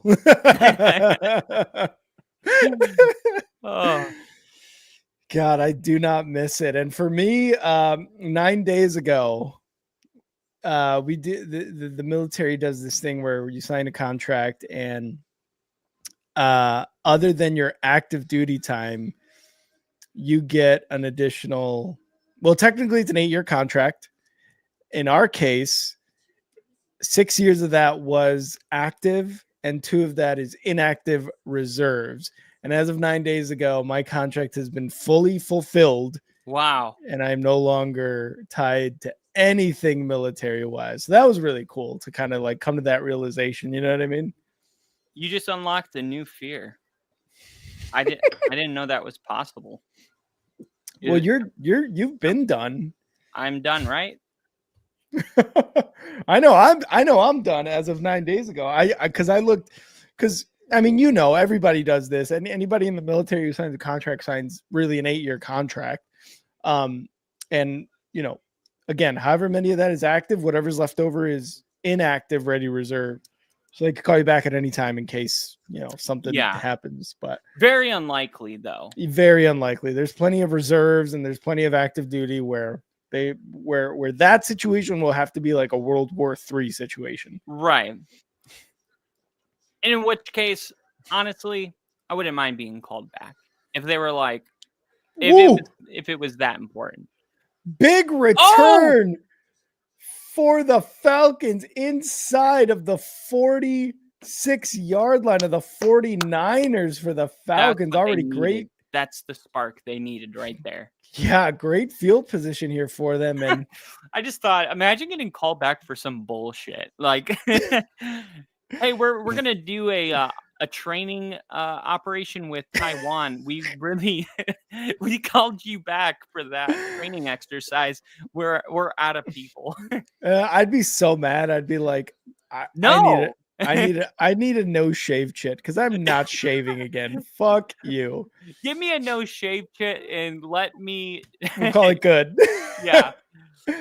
Oh God. 1st and 10 midfield. Great starting field position. There's Bijan. About a Yes. 7-yard run there for Bijan. Anything you can do, I can do better. I can do anything better than you. No, you can't. Yes, I can. No, you can't. CMC, yes, I can. No, you can't. No, you can't. No, you How can't. far on this drive? 9:40 to go. And it does feel kind of important. I mean, you look at the game and your first possession of the second half, you've been moving the ball, just haven't capitalized. Get a touchdown because I really feel like Atlanta's playing about the same as the 49ers.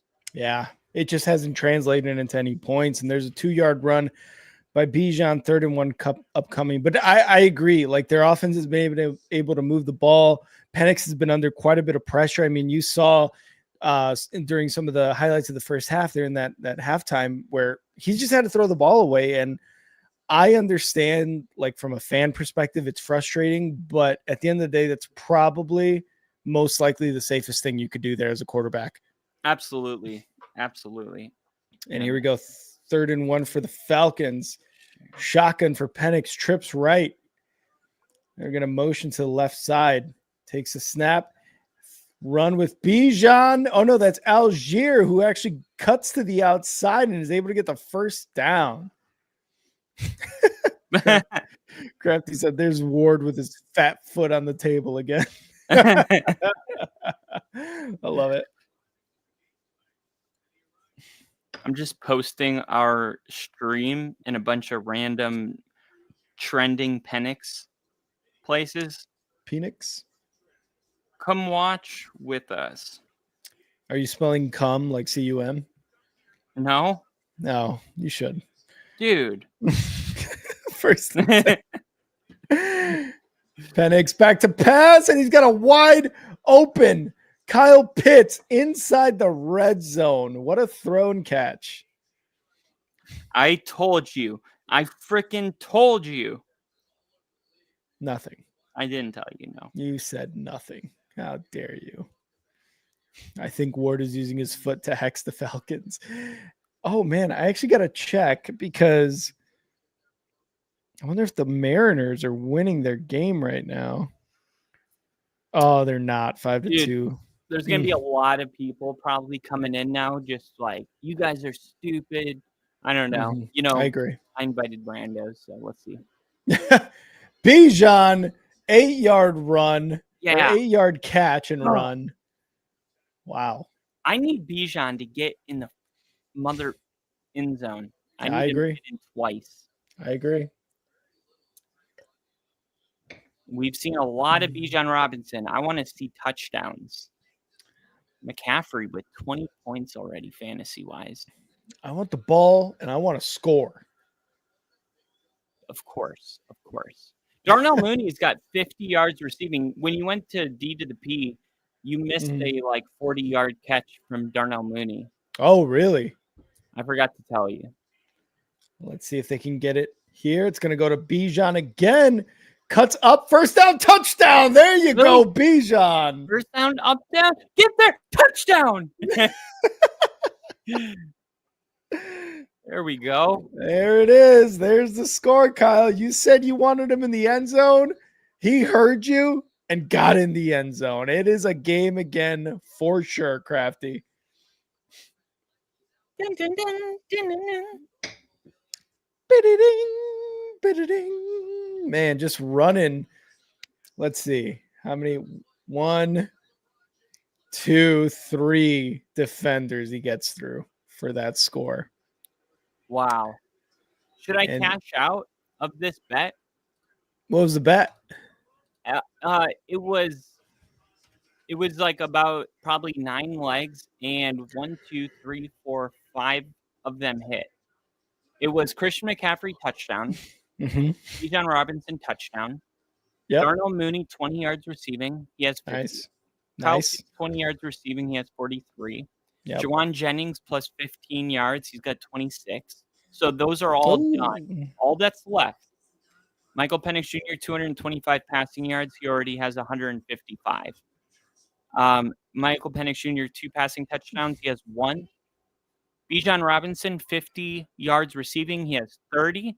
Mm-hmm. And Drake London to have 38 more receiving yards to win $243. It was a $5 bet, but they're offering me $19 now.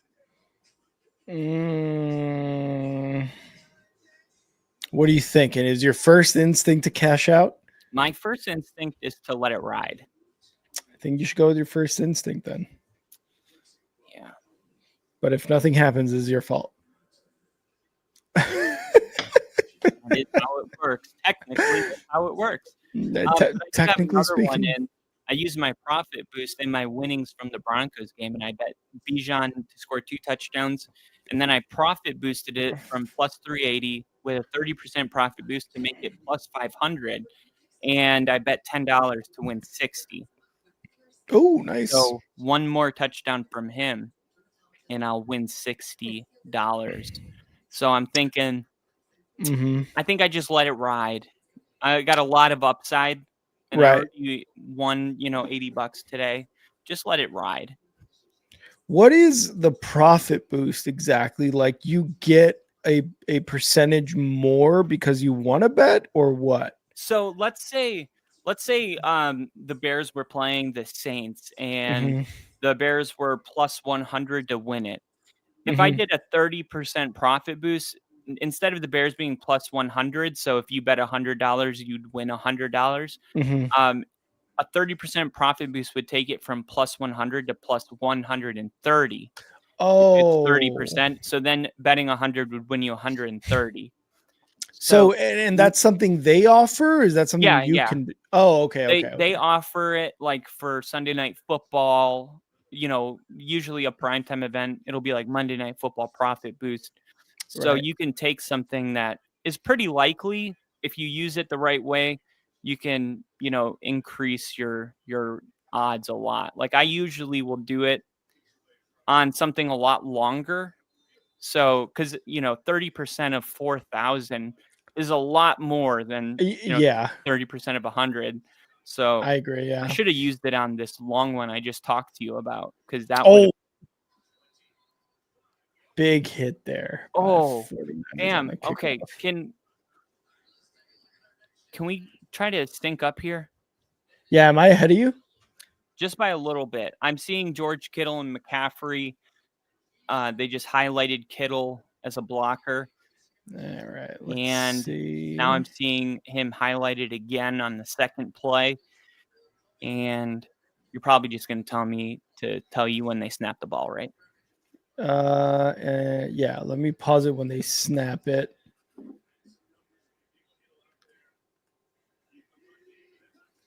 Yeah, let me know when they snap it. Snap. There we go. McCaffrey, left side of the line, gets past a tackler and gets about 2 yards there. So we should be synced up, right? Yeah, we're synced. Ba, ba, ba, ba, ba, ba, I ba. don't want to be a fool for you. I'm just another player in your game of two. But it ain't no baby. Bye, bye, bye, bye, bye, bye, bye. You're gay, dude. KC, football's king. Football is king. I love the Mariners and the run they're on, but football's king. I'd rather watch a once regular the Brewers season were out of Sunday it, I gave up. Yeah, take those L's. Take those L's. Fly the L. Take the L's, baby. Didn't they beat the Cubs? And then they lost 4 straight. Yeah, to the Dodgers. So imagine how bad you guys are. Dude, we're better. We actually would have given them a series, dude. I don't even know how to talk shit about baseball because I don't know enough. I'm just like, oh, the Brewers are playing. I'm cheering for them. That's like the extent of it. Yeah, I feel you. The Cubs, I was telling a bunch of people, I was like, I'd be surprised if they made it out of the wild card round, and they did, and then they made it a 5-game series. Juszczyk. Oh, No, no. unable to get a first down. He What a got bummer for stuffed. this offense. It's so weird because I remember doing a whole episode on the 49ers letting Juszczyk go. Oh yeah, I'm so confused because like, did he resign after testing free? Something happened because I remember the 49ers decided to part ways with Juszczyk during the offseason. And I don't know like how he ended up back with the Niners. I think it was there was like a number that they couldn't reach, and eventually they both parties got to a number that they were both happy with, and they were like, all right. But he definitely, if I remember correctly, definitely tested free agency for like a few days. But I think his heart has always been and always will be in San Francisco. So I don't, they both, I think, again, like I said, I think they both came down to a number where they were both like, yeah, we're good with that. Sweet. Let's go. You know what I mean? So he's back with the 49ers, which and his wife makes like all these really cool, like clothing. Yeah. Here's the jackets and stuff. So 9-time Pro Bowl fullback Kyle Juszczyk is returning. This is March 15th to the San Francisco 49ers on a 2-year, $8 million deal. It had been a brief split. The 49ers released Juszczyk on Tuesday before bringing him back into the fold. Juszczyk, 33, and the 49ers had nearly parted ways last offseason before he agreed to a pay cut. And then a source said Juszczyk took less than what the Pittsburgh Steelers were offering to return to San Francisco. Yeah. A team and fan favorite. Juszczyk's return was celebrated by Christian McCarffrey, by George Kittle. Juszczyk was one of the first free agents whom Kyle Shanahan and John Lynch, general manager, signed after taking over in 2017, and he's been named to the Pro Bowl in each of his 8 seasons in San Francisco. He was also first-team All-Pro in 2023 and second-team All-Pro in 2024. 212 rushing yards, 5 touchdowns on 60 carries. Not that impressive, but look at this. 184 passes for 1,895 yards and 13 scores in his time. So he's been a sneaky wide receiver threat. It shouldn't be sneaky because there's such a large sample size of him having like a 40-yard game, and it's just always like the odds for him to do it are always like ridiculous. Like, really? You really think Kyle Juszczyk's going to have 40 receiving yards? And you're like, yeah. And he'll do it like 10 out of, 17 times. Like, damn. He's a really good, like, sneaky threat. He's so versatile. Yeah. This is his 13th season in the NFL. His first 4 were with Baltimore. Yeah, I don't remember him before the 49ers. No, and I don't remember him with the Ravens, and I really don't remember like really hearing his name until about 4-ish seasons ago, right? Where he really kind of became a threat in the fullback game. But credit to him, man. I think after spending so much time in San Francisco, right, you're just kind of like, this is home. So yeah, and it's not, you have the money, and you're just like, it's not worth the extra $1 million to fly across the country and live in Pennsylvania. Which, like, and then there's other players that are like, maybe they don't have a family and a wife and they're single still, and they're like, I want to go on an adventure, see what the Steelers are about.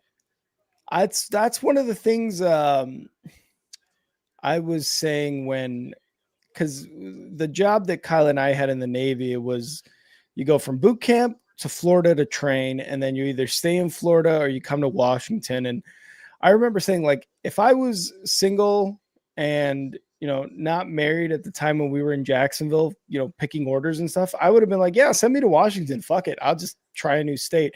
Obviously I got sent to Washington anyway. But we wanted to stay in Florida, but yeah, dude, I would have been fine. Yeah. I totally know what you mean. Cause I was like, I grew up in Jacksonville, so I couldn't believe it. Like when this is going to sound really crazy to you, but I lived in Orange Park. Like I drove past NAS Jax. Oh, wow. Almost on a daily basis. And I never knew that was a naval air station. Really? It's just like, that's how little I cared. Yeah, that's true. I didn't I get you. I just never asked. I was like, oh, there's planes there. That's all I know. Yeah. I get you. Going back there, I was actually trying to stay because I had so much family there. Mm-hmm. And then when they sent me to Washington, I was like, this must be like the biggest joke ever. Everyone pretending that it sucks over here. Yeah. I'm like, this makes no sense. Like, I still feel homesick for Washington. Really? Yeah, it's just it depends what you love. Like, I'm a nature person. Like, at the heart of what I love, I just want to be around 20 different shades of green and be outdoors and going on hikes. And I just love being connected to the earth. And I never felt more connected to the elements as I did in Washington. That's true. That'll definitely make you feel like the nature over here is unmatched anywhere I've lived. And Penix, big throw for a first down. And they're saying no catch. The 49ers are. But the refs, the refs are saying catch. Did he ever get touched? Oh, that's a catch all day. Yeah. And I don't think he ever got touched. Why didn't he? He should have gotten up and ran. Yeah, I agree. But he gave it to him. His foot touched them. The 49ers foot touched them. Yeah. I guess that counts as a tackle. But I saw Josh Allen took a knee to go to halftime and he never had control of the ball and then he gave it to the ref. And then they never did anything about it. Here's a Kyle Pitts throw and catch, and they're saying no catch, hit the ground. What is with these accuracy issues from Penix? I don't know, dude. And these are quick throws. Just come on. Why is that ball hitting the ground? Mm-hmm. That's the catch. And as the Broncos game was going on, I know you had all your focus on that. I was watching. I was watching Red Zone, and they were also going back to the Cardinals Packers game. Jacoby Brissett had in that fourth quarter had at least 5 throws that did not reach their receiver and just hit the ground. And I'm like, what are you doing, dude? You have a chance to win this game, and you're just throwing them to the ground. That's ridiculous. And in London with a catch there. Oh, good thing that was only second down. That's going to bring up a manageable third. Mm-hmm. I think the play before that was a catch. They called it incomplete. I don't know if it's because he lost yards technically. So they were like, yeah, let's not challenge it because it wouldn't do us any. That's a first down. Yeah, that's a first down. The ball definitely crossed the plane there. So with the expedited review, when does the NFL determine they're going to do it? Are they? It looks like they did it there. I guess so. Yeah. Because that's kind of another thing. It's okay, they have the power to do it, but when do they decide to do it? Yeah. When did they decide to just be like, that's a first down, guys. Mark it as a first down. Yeah, I get you. Yeah. I don't know. It has to be those really I'm assuming there is a headquarters of NFL film, and you got 7 guys just on computers. Have you seen any every ACC angle? Games? What's that? Have you watched any ACC games? Even one, Florida State versus the big ACC, the conference. Yeah. Very rarely do I get to watch college football, so no. Well, I'll tell you after the 2nd and 9 here. Oh, almost a sack lunch, and Penix gets it away. There was a big game between Louisville in Miami on Saturday night. But if you watch any ACC game, and I really wish not only other conferences, but the NFL would adopt this. So let's say there's a targeting penalty. So the refs come out and they go, we need to review it for whether it's level 1 or level 2. Yeah. And what they've done is they let you go to that room that you're talking about. Mhm. And they have the headsets on and they're in real time talking to the refs like, yep, we see that. And they all come together. And Mhm. instead of it being like something you don't see, they televise the whole conversation. It's a flag. Oh, that's kind of cool because now you're kind of getting the perspectives from all the refs. Yeah, And they're amazing. It's amazing. Yeah, and they're able to determine whether or not it was a first down, a catch, whatever the penalty may be or whatever. Let's see what this flag is. Delay of game on the Falcons. Oh no. Raheem Morris didn't like that one. Let's see. 3, 2, 1, 0. Yeah, that's pretty obvious. Although Aaron Rodgers wouldn't have gotten that flag. Dick.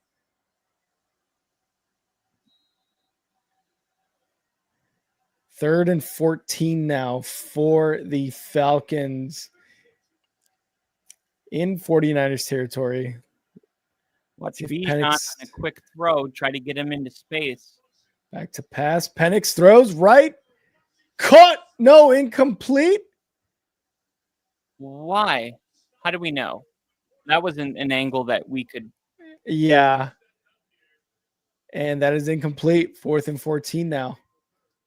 Can we and get Salah a loves it. Yeah, right? Like a better angle at least.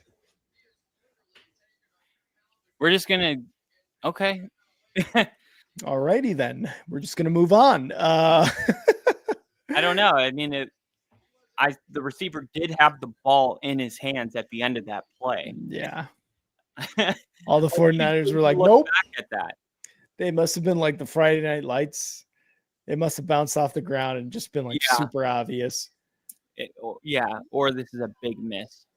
And here's the punt by the Falcons. It was going to land. Replay. Wow, inside the 3. That's good special teams, man. Very good special teams. There was a moment in that game, the Broncos game, where our punter was at the 40-yard line, and he punted it to their 21. I was so pissed. I'm oh like, my God. Dude, if you're punting it from the 40, they should be inside the 10. The worst case, inside the 20. Mm-hmm. I'm like, he like hung it in the air forever, and they just fair catch, boom, 23. I'm like, what are you doing? Yeah. I feel that because it's so frustrating as a fan to see that, and you're like, you're in plus territory and you're punting it and you should get it inside the 10, but yeah. I wonder if like the wind or something, because rookie, like you could see he added himself right after. Like really? Yeah, because it's like there's no excuse for you not, being able to. Because really, you got to think about it. Like when this kid, we drafted him out of Florida. He's Australian and he's got a crazy, crazy good leg. But in the preseason, he struggled bad. Like it was like scary. Oh, really? He struggled, and he was considered the best punter in the draft. So it was like, okay, is he going to be good? And then he started the season pretty well, but he has a couple moments, where you see something like that happen, where it's like the guy's capable of kicking it from our 20 to their 20.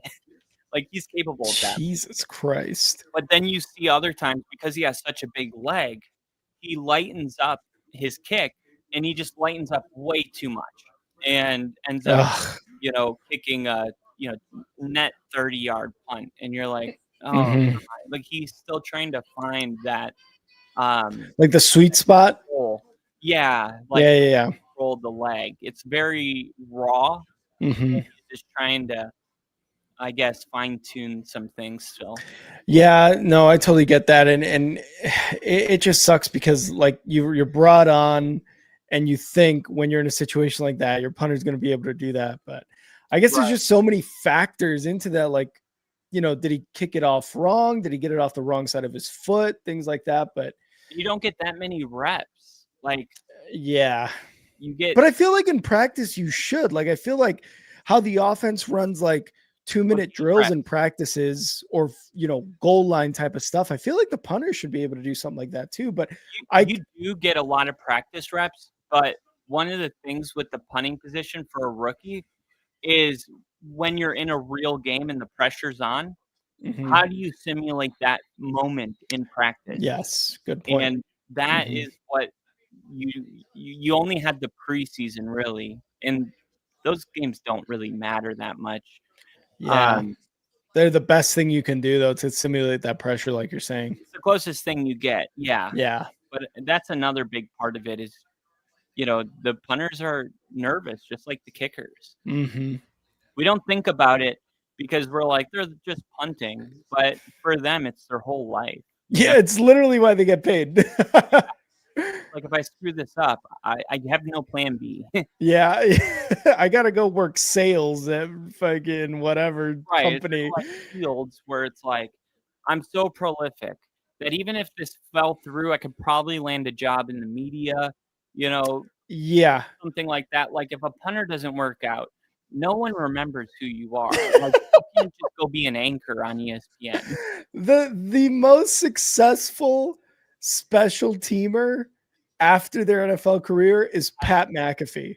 And he's been doing it for like a decade now. And just like over the last. That's true. There is the most successful player arguably ever post-career. Yeah. Is a punter. So there's that. It's so funny because he's done it for so long, and just now over these last like 3 years, is it really like, oh my God, he's blown up. He's on ESPN and on YouTube and all that stuff. But it's like, he is the most successful punter post his career in the NFL. And it's funny too, because like, if you actually watched McAfee like we did, it's not that surprising. Like, McAfee was not a normal punter. Like, he had swag. Yeah, I know, because like a couple of those hits that are in his highlight reel, I remember watching those games. Like, there was one where we had a really good punt returner. Actually, we are the only team to return a punt in a Super Bowl for a touchdown. Wow. Devin Hester returned a kickoff, but never a punt. A punt, yeah. We returned a punt, and it was that same returner. I'm blanking on his name right now. But we were playing the Colts, and he was like, he got past everybody, and McAfee laid his ass out. Like, I was like, dude, this guy's insane. Yeah. I had no idea he was going to become, whatever he became, but like, I knew he was different than all the other punters. You're like, this punter's an athlete. My God. Yeah, he had swag. That's the best way I could describe him. Because he really did. Just like hit you and like, just run to the sideline. Like, he would be like, yeah. It was like so like obnoxious. and as a returner, if a punter's doing that, you're probably like, this fucking guy. I want to lay him out so bad. And he's over there like, I got you. I win, you loser. But, fun stuff with Pat McAfee. All right. And the success he's had is just, it's like good for him. Like, he's been able to do that with former players. He's got coaches on there too. Like good for him and what he's been able to do with this platform. Like, yeah, exactly. And we're going to be like him. He did soon enough. Just as big. Here's McCaffrey on first down. And I'm going to take this one home for us. Hell yeah. Sounds good. Well, guys, I'm going to get out of here. I'm going to let Kyle continue the excitement on Sunday Night Football. 13-10 49ers lead. If you haven't already, hit a like, hit that like button, subscribe, become a member, $2.99 a month. Kyle and I have got some exciting stuff in terms of content coming out, and make sure to tune in to NFL Breakfast Club on Tuesday mornings. This is Kyle and I have been having we've only had one episode of that, but it's been really, really fun as McCaffrey gets 2 yards on that run. But make sure to tune in the morning if you can. Have your coffee with us, and we'll be here Tuesday morning and have a really, really good time. But All right, guys, I'm going to get out of here. Kyle, have fun, brother. Good job on the win today. Hell yeah. I'm sure you enjoyed the hell out of that. Athlete right there. That's an athlete. You guys may not like it, but that's peak male performance right there. So funny that a guy looks like that. I know. I find that hilarious. This one's definitely coming down to the wire. So definitely we'll have something to talk about Tuesday at Breakfast Club. But Can't I will wait. See you then, brother. All right, guys. All right. Atlanta, 3-point game. Can they come back and make it a game? And on the other side, can the 49ers put the foot on the pedal, get a touchdown, make it a 2-possession game? Even if they do make it a 2-possession game, if there's one thing we've learned, it's that the game's not over. But it's 3rd and 3, and it's got to be a conversion here. Jones going deep. It went through his hands. Oh, it was caught and dropped all in the same play. How do you drop this ball? This is such. Look at this. Oh. And look, I know for 49ers, they're screaming about the penalty. The penalty's so dumb. No. If you slow it down, yeah, does he touch him? But is he altering his body or forcing him anywhere? No. He's got to catch that ball. I feel like that's the other thing was like, if you drop the ball like that, you can't ask for the penalty. If you just if you drop the ball in that type of a way, you can't even ask for a penalty. Levi Stadium hosting the Super Bowl. Put it in the chat. Who's going to be in the Super Bowl this year, 2026? Who do you guys got as your Super Bowl team? Let me know in the chat. Also, let me know how your fantasy football teams are doing. I'll start with mine. I'm projected 130. Ooh, the guy I'm playing's projected 23. And Daniel Jones, who I've started for 2 weeks in a row, man, he's been great. He got me 31 points today. And last week, I started him as well with Lamar Jackson being hurt. And he got me over 30 points as well. He's just like becoming someone that is very reliable. He had, let me open up his game log here. So, he played, why does it say Arizona? 10-12. Oh, because that's last week. Last week, the Colts played Arizona last week. They won 27-31. That didn't sound right. Is that what happened last week?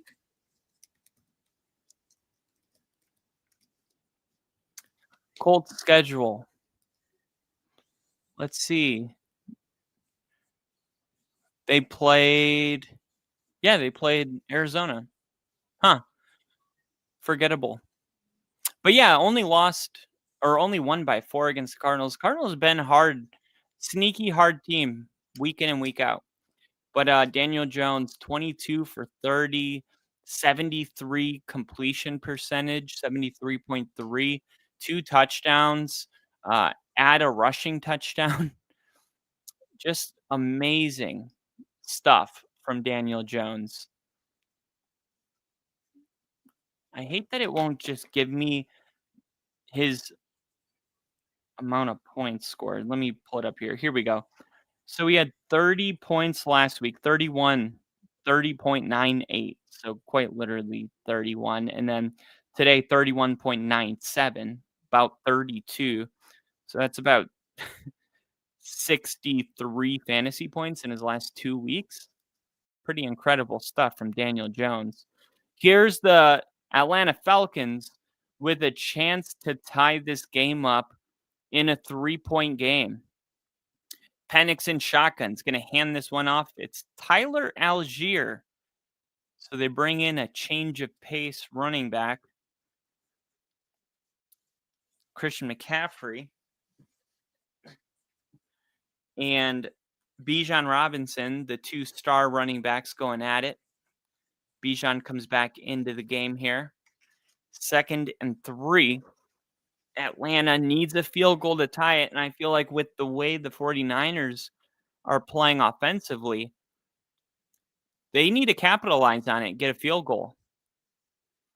Here's Bijan in motion, and it's going to be a quick throw to Bijan, who's going to make it all the way to the 40, so like a 15-yard gain there. Let's see. How are these bets looking? Come on. I need Atlanta's offense to get rolling a little bit here. Need Bijan to get a touchdown. Penix to get a couple more yards. Bijan and Drake London.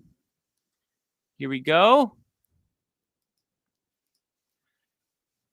McCaffrey and Bijan comparing each other. Running back comparison tonight. 18 touches for Bijan, 24 for McCaffrey, 103 rushing yards, almost 50 receiving yards for McCaffrey. So McCaffrey definitely winning, but a lot of football left to be played. Bijan in motion, and here's the throw, and it's caught, and it's Kyle Pitts.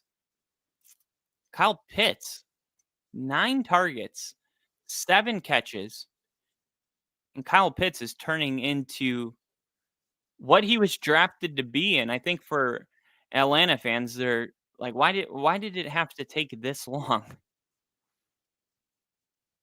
Wasn't Kyle Pitts, when did he get senior added to his jersey? I don't recall him being a senior. I thought he was a junior. Or maybe nothing. I don't remember anything being on the back of his jersey. He might have just became a father and then decided to add it. I never really agreed with, like, not agreed, but I always thought it was a little distasteful to give my kids, like, my name. Like, I feel like they need to pave their own path, to who they are. And, as far as legacy, like, they have my last name. You know what I mean? That's the legacy. But your first name, I feel like, like, who am I to be like, I'm giving you my name and, that's a gift. Yeah. I don't know. I just feel like it's just too, like, egotistical for me.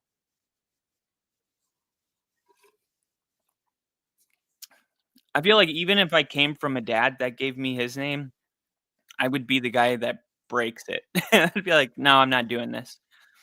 Sorry. Unless my name was something crazy like Stanley Yelnats, where if you spell Yelnats backwards, it's Stanley. If it was a name like that, I understand, like, okay, we got to keep this one in the tradition. But if it's like, Bob Thor, Billy Bob the third, Billy Bob the fourth, like, I'm gonna break that up. Let's call one of these kids Bo. Which, by the way, Bo Alton Kitzman, exactly 1 month from his due date today. Bo Alton. Ladies and gentlemen, Mr. Bo Alton. Bo Alton Kitzman. All right. Xavier Worthy, 13 rushing yards, 3 catches, 35 yards. Kind of disappointed from what we saw from Xavier Worthy. You start to wonder if with Rashee Rice coming back, how that's going to affect Xavier Worthy moving forward, because it's a small sample size. We only have one game with Rashee Rice being back, but so far it's not looking good for fantasy managers that have Xavier Worthy or Juju Smith or Hollywood Brown.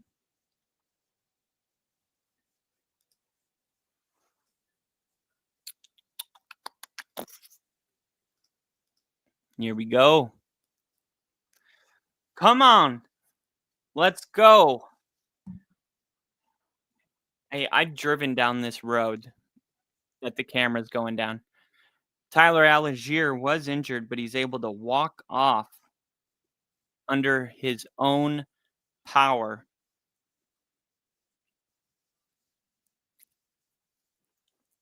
Here we go. Penix looking to throw. Quick throw, and it's Bijan Robinson who takes it to the 35. 9-yard gain. They're in field goal territory. Atlanta's going to tie the ball game here. They're either going to tie it or they're going to take the lead outright.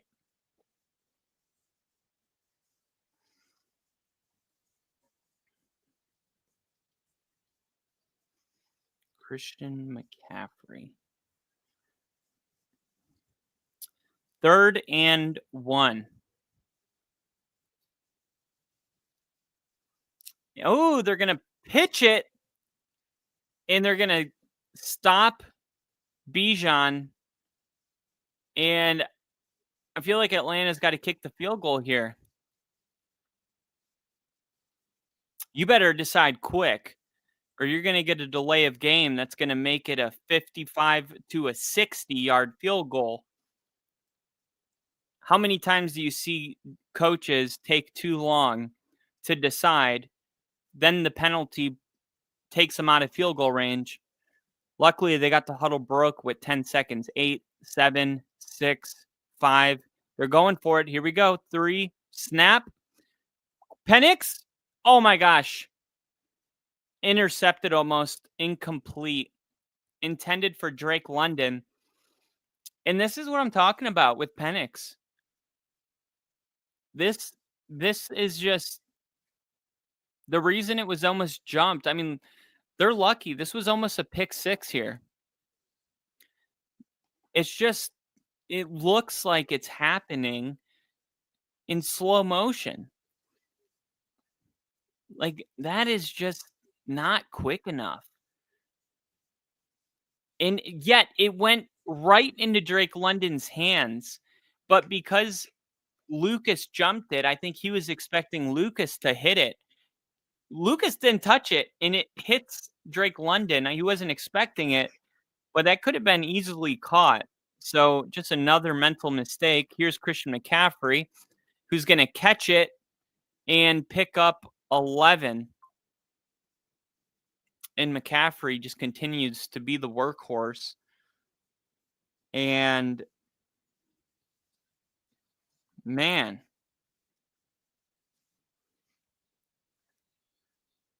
Let's see, McCaffrey. Stats.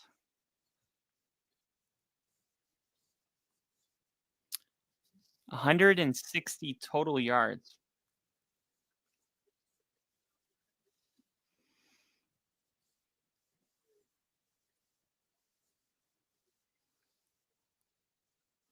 Expedited review, so he's going to be 2 yards short of where they credited him to. So we're going to do it again on 2nd and inches.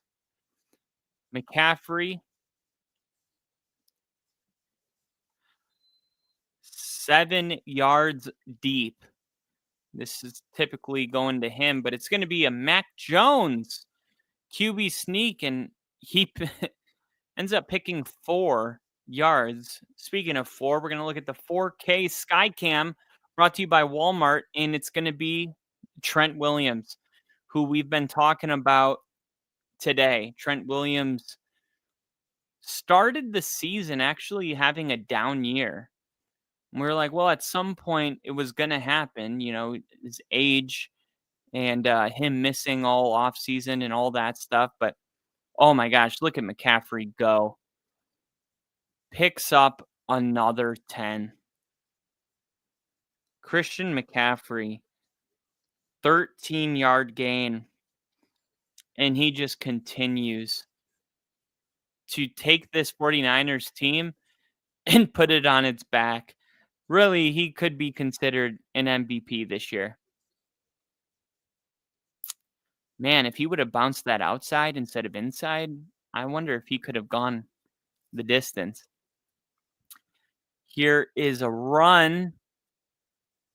And look at that. Is that Brian Robinson? Who's going to pick up what? 7? Clock. Time is starting to be a factor. We're about to enter sub 6 minutes. And we are under 6. Handoff again. And it's going to pick up 2. That's Brian Robinson Jr. So here comes McCaffrey. 3rd and 1. And McCaffrey comes back onto the field. And man, is there a better trade in the last 5 years than McCaffrey being traded from the Panthers to the 49ers? I mean, you look at that season, and they were, I think, 3-4. It was week 7. The 49ers were 3-4. And that was 2022, I believe, or 2023. I think it was 2022.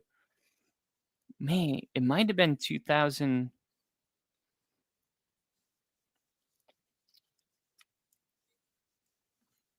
I'm trying to remember. No, it was 2021, I think.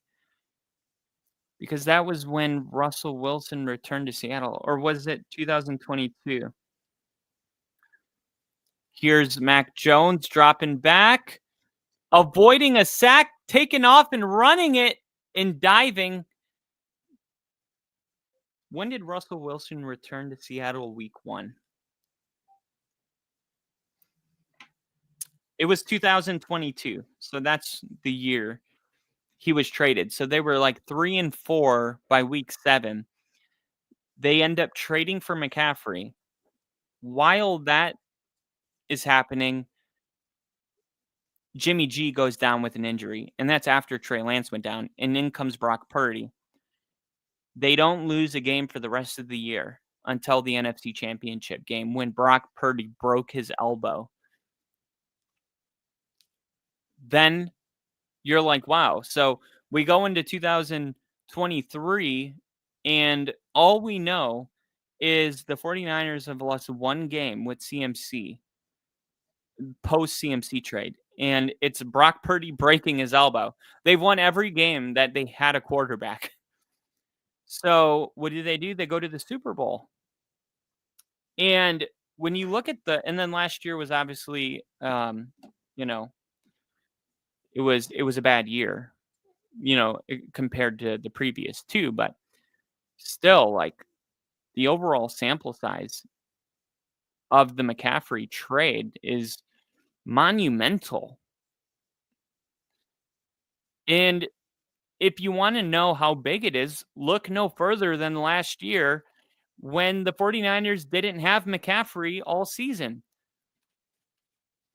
You know what I mean? Like, that's what the 49ers look like without CMC. They're not a playoff team.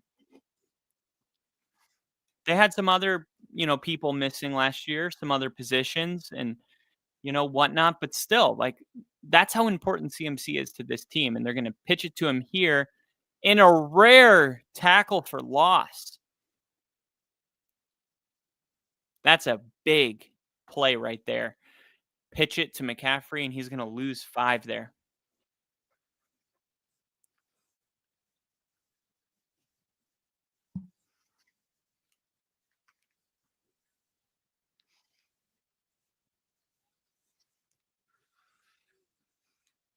All right. What are they going to do here? Do you just run the football and keep burning the clock and feel good about your field goal? Or do you go for a touchdown? They're going to pass it.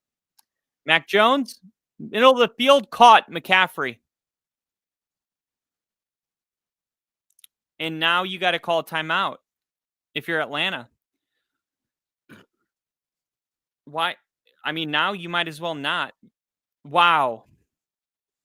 Why did Atlanta wait 7 seconds to burn that timeout?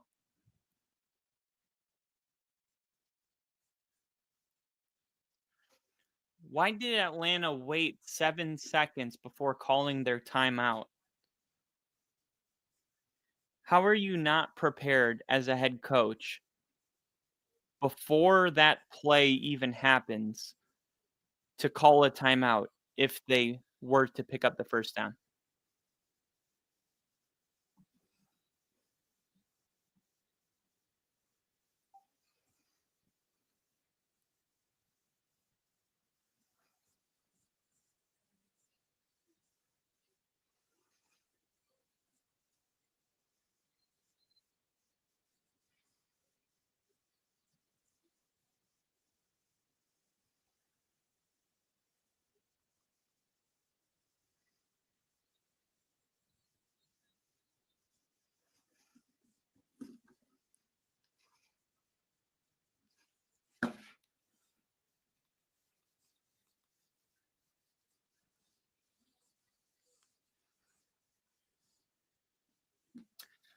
First and goal.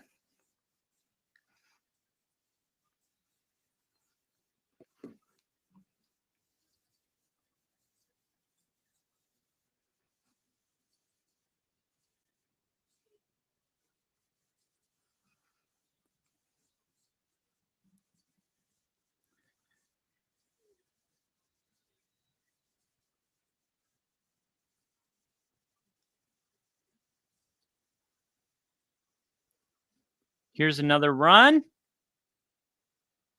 Pushing the pile. Christian McCaffrey. Wow.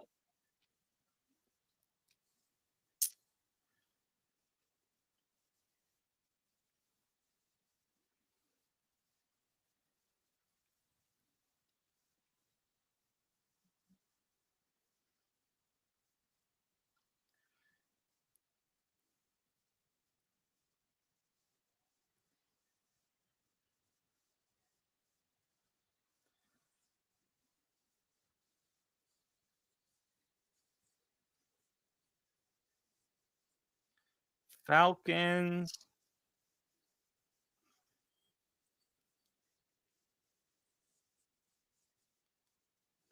'49ers versus Falcons.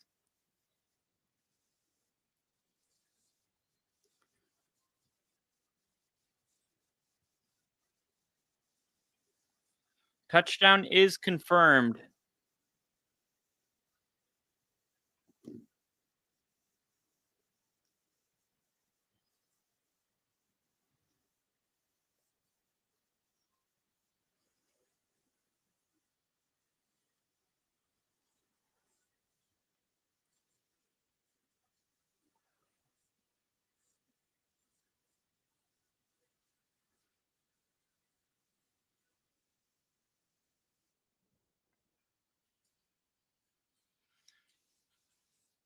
Were.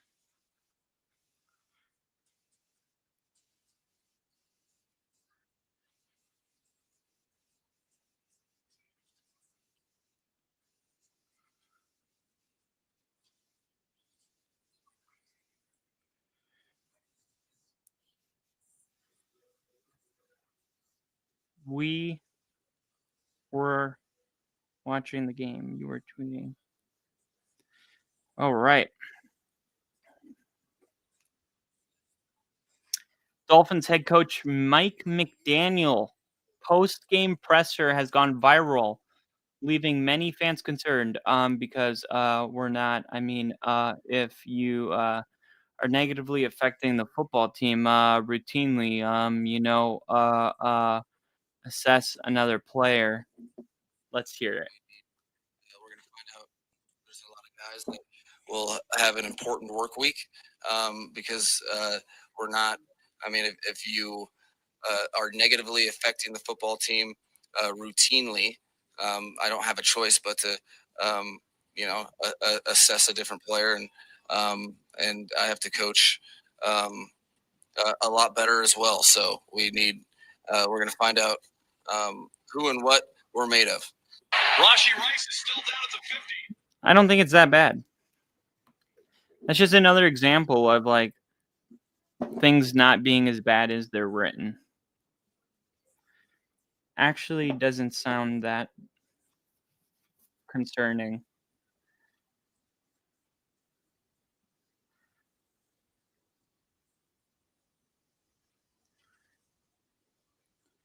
Make sure you watch the video before responding.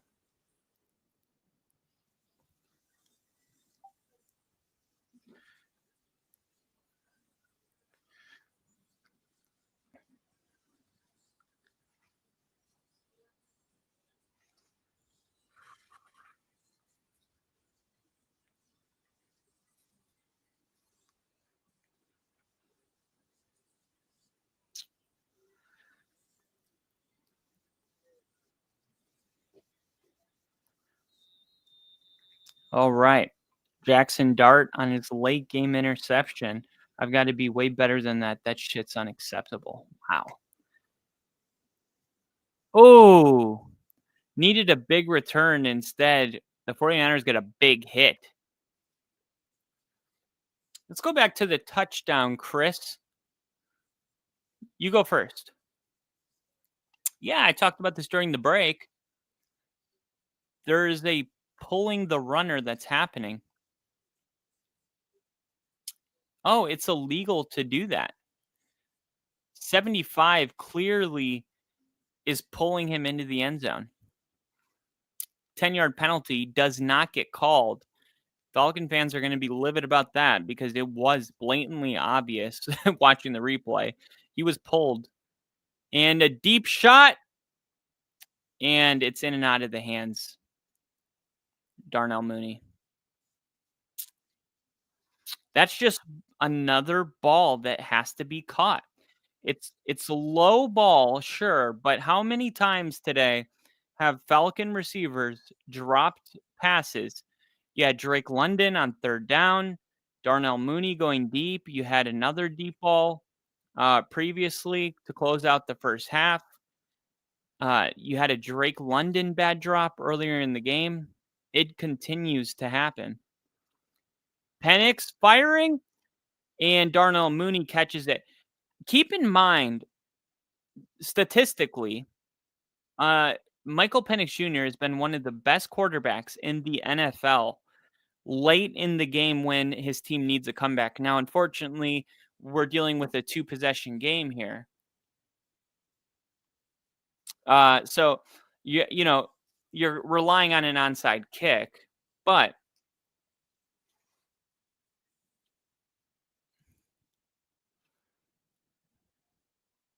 we need Drake London. A big play to Drake London.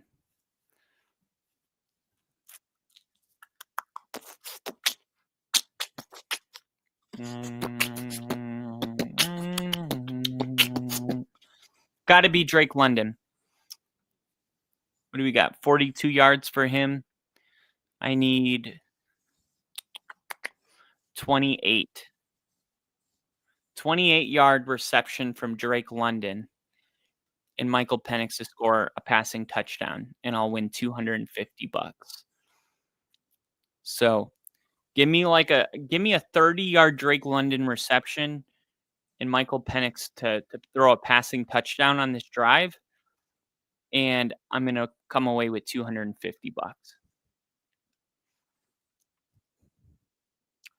Let's see, Atlanta. What are they? Plus 2,500. Plus 5,000.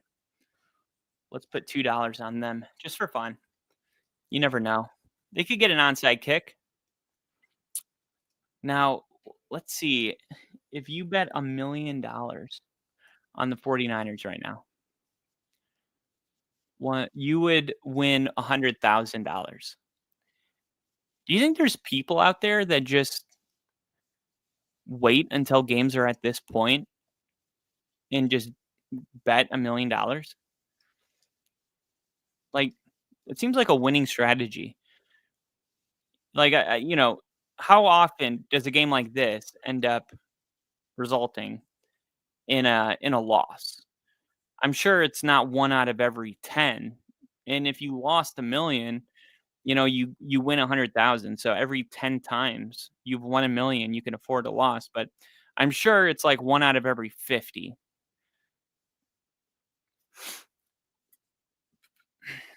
If I had millions of dollars like that, that's what I would do.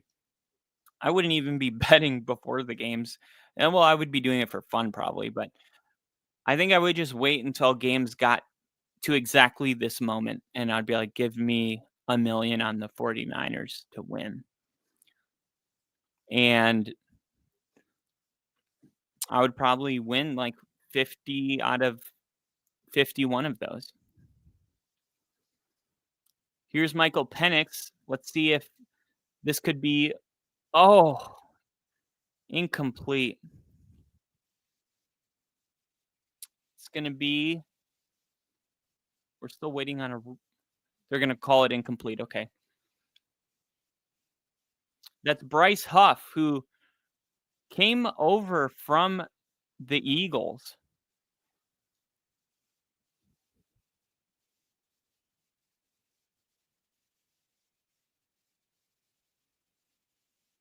Okay, so now they're going to rule it a fumble. And wait a minute. If it was, did he go out? Oh, he went out. What are we doing here? That looked like a forward pass. That was a forward pass. How is that not a forward pass?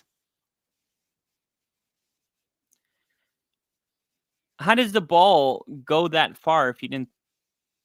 Yeah. Now, what's the rule about side arming? Because I know if the arm's going forward, but technically a side arm.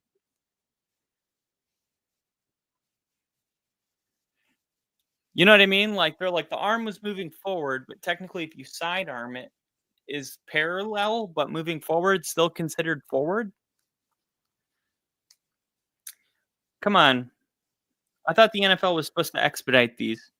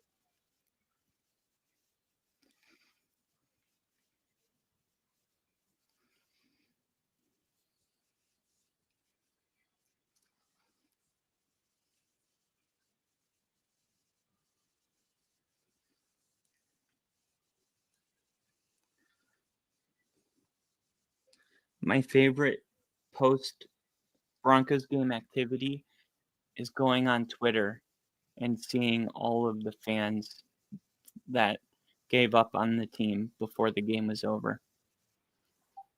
It's literally every single week. I'm like, oh gosh, I can't wait till this one's over. 156. Come on, Atlanta. Drake London. Get it to him. Come on. Come on. Can you guys fucking block for this guy?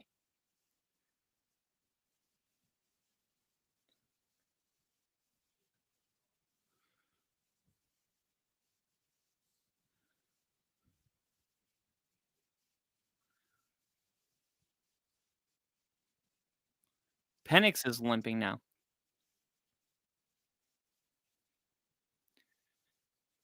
Illegal contact. That's an automatic first down.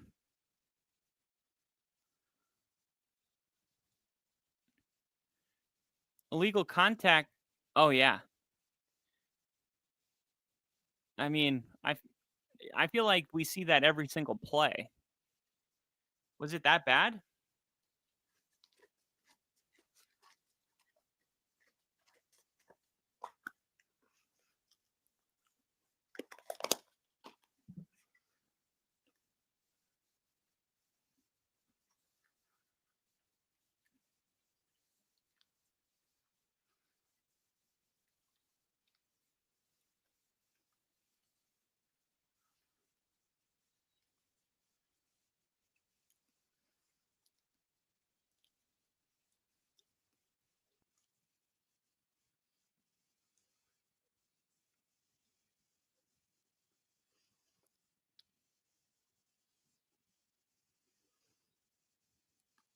Here we go. Penix able to stay on the field and just throw it. Is it really like we can't block for 2 seconds?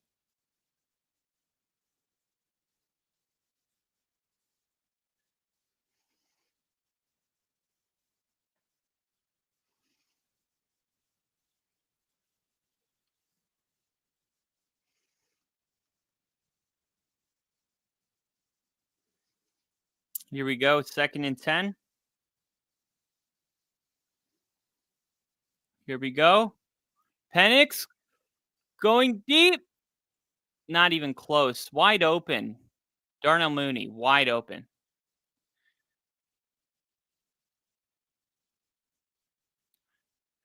That is a huge miss.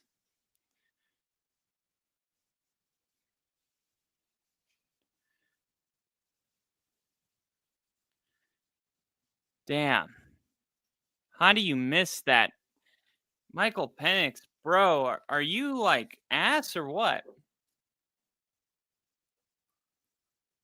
Expect the Niners to bring some pressure. Good job picking it up. Drake London jumping for it. Pressure. Just trying to throw the ball up to him.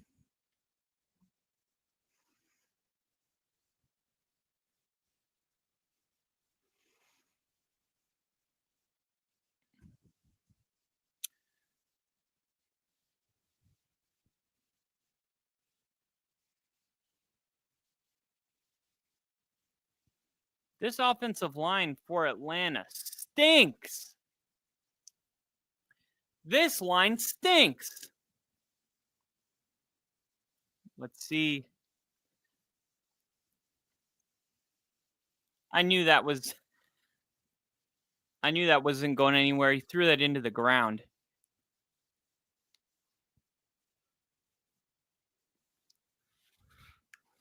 Man. Dude, he sucks. Seriously, Drake London was wide open. Darnell Mooney was wide open. There was opportunities on 3 out of the 4 plays to gain 30 plus yards. Look how terrible that is. Look at that. His feet aren't set. He's not even stepping into the throw. Look at him. He's like awkwardly throwing the ball. Inaccurate. Just terrible football. They should have put Kirk Cousins in.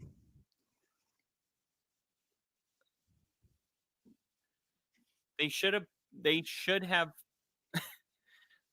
put Kirk Cousins in. They would have had a chance to win that game.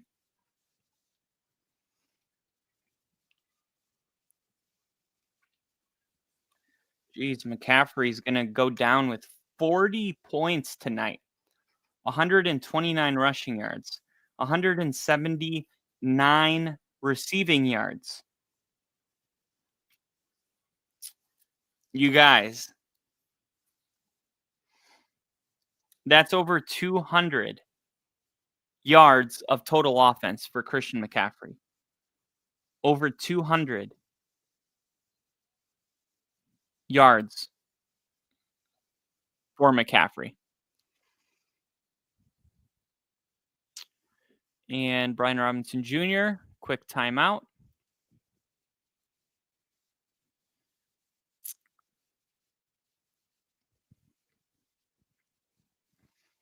Man, and it's such a bummer. It's such a bummer because there were so many plays left out on the field, and they just could not capitalize.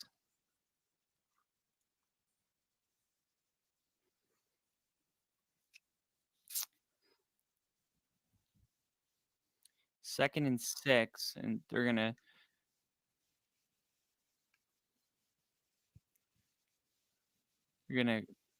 take a knee, and now they're gonna have one more knee. Yeah, and they can just knee it out. It's over. It's over. So Darnell Mooney, 68 yards, 3 catches, but he did have 5 targets. I think that's pretty encouraging for his first game back, and there was just so many plays that he could have made if Michael Penix threw the ball better, which he didn't today. He had a bad game. And look, Atlanta's going to fall to 3-3, and with this one, let's see, with this one going in the books, let's see, all I have left is Chase McLaughlin tomorrow, but 140 points today. Let me see matchups, all matchups. 143 points for Hawk Tua, 144.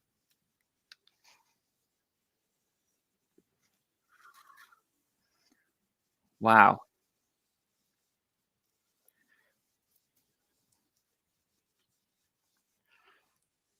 This was just a really high scoring week.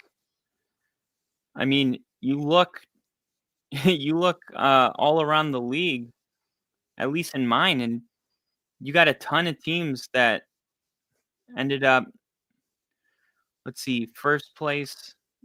Did first place lose?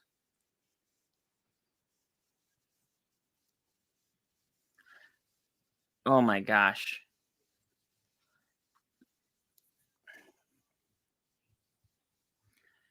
This guy, first place in our league, is 5-1, and he's projected 101 fantasy points. And that's supposed to win because the guy he's playing only has 84 points. His quarterback is Tua. Tua had -1 fantasy points today. Jalen Waddle, 2 fantasy points. CeeDee Lamb, Jalen Warren did all right. Wow. So if, let's say Baker has 20 points and Rashad has, man, that's a shame.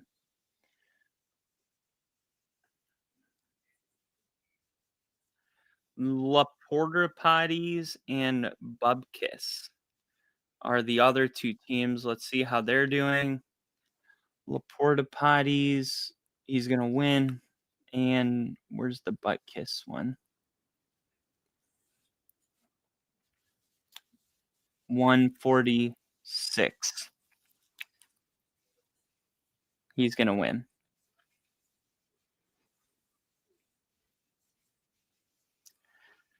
Wow.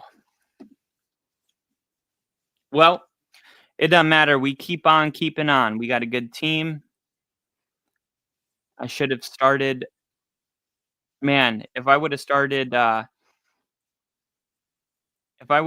Travis Hunter, my team would have been at 175 fantasy points, which is incredible. McCaffrey, Jonathan Taylor, and Daniel Jones all got me 32 or more fantasy points. It's just been incredible from them. And then TJ Hawkinson had a touchdown that was called back. Unfortunately, that would have helped me out a ton. But I'm hoping next week we get Ricky Pearsall back, and he's dealing with a knee PCL injury, and that's kind of affecting the 49ers. But today they were able to just say, "Hey, McCaffrey, we're going to put it on you. Can you get us the win?" And McCaffrey was like, "I'll get you more than 200 total yards of offense, multiple touchdowns." And yes, that last touchdown shouldn't have been called a touchdown because technically he was pulled into the end zone, which is a 10-yard penalty. And it was very obvious and clear. And it's actually what gave them a 2-possession lead. So it was a pretty significant non call. But you're looking at the Niners and you're like, man, they were really just, it was all the Christian McCaffrey show. And they're a lot more balanced when they have other guys available. But, with Ricky Pearsall hurt, you're hoping that he can come back next week and the 49ers can have him because this isn't the best strategy.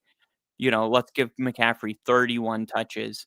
And, you don't want to get him hurt. You love that you can do that when you're in a pinch, but that shouldn't be the game plan every single week, nor do I think the 49ers want it to be the plan.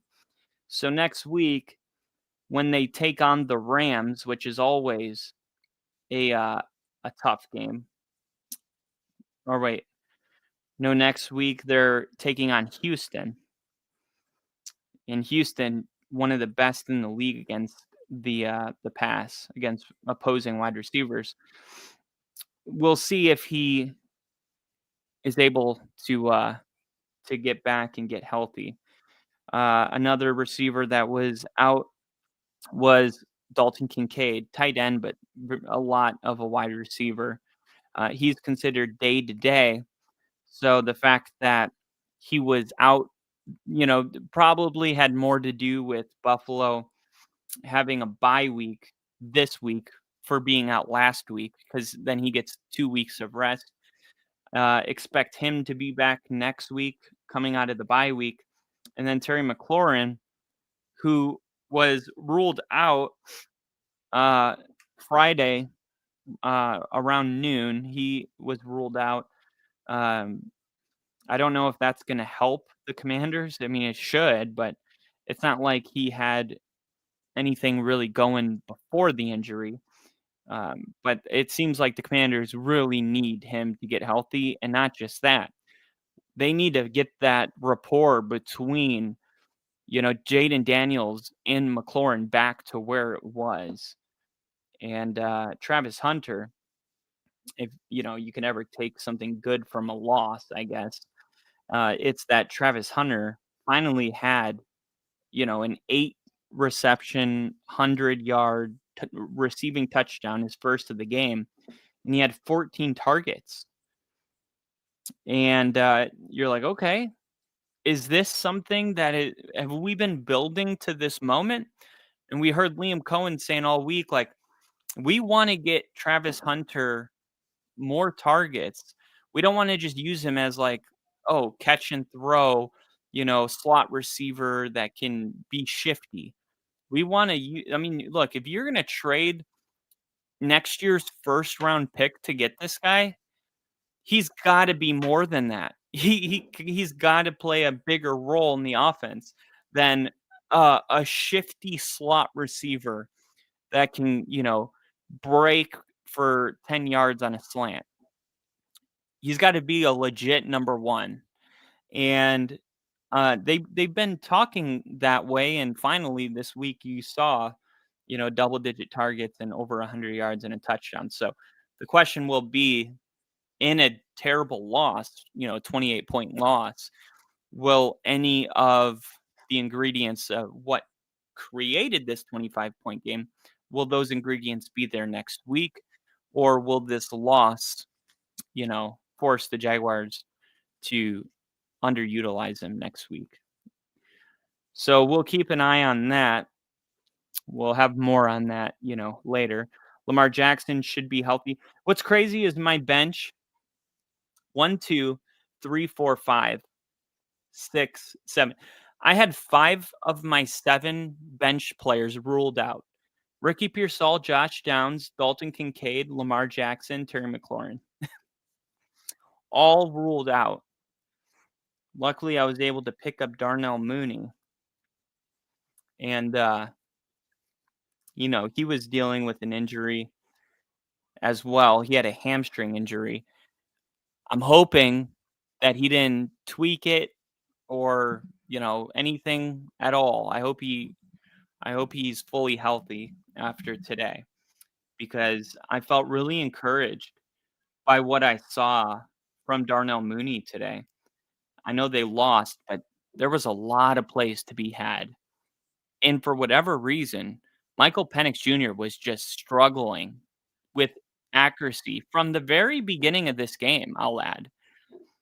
I haven't seen a ton of Penix because the moments that he's been on primetime television, we've been streaming the other game. It's been in double headers.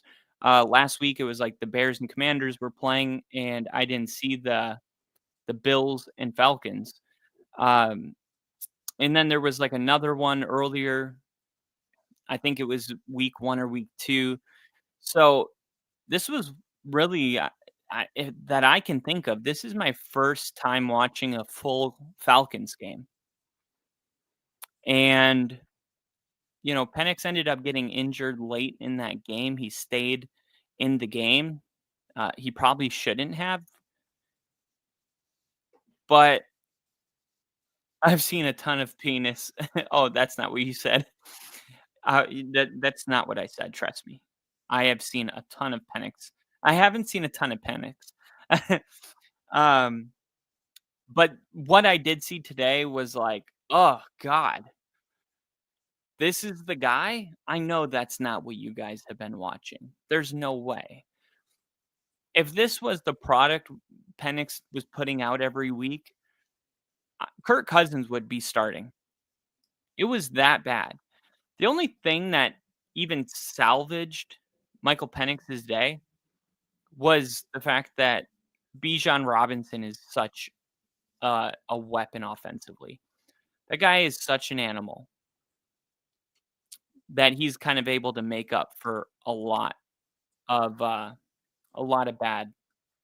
So the weapons are there. Kyle Pitts is getting in space. He's becoming a weapon. You got Drake London. Darnell Mooney's back.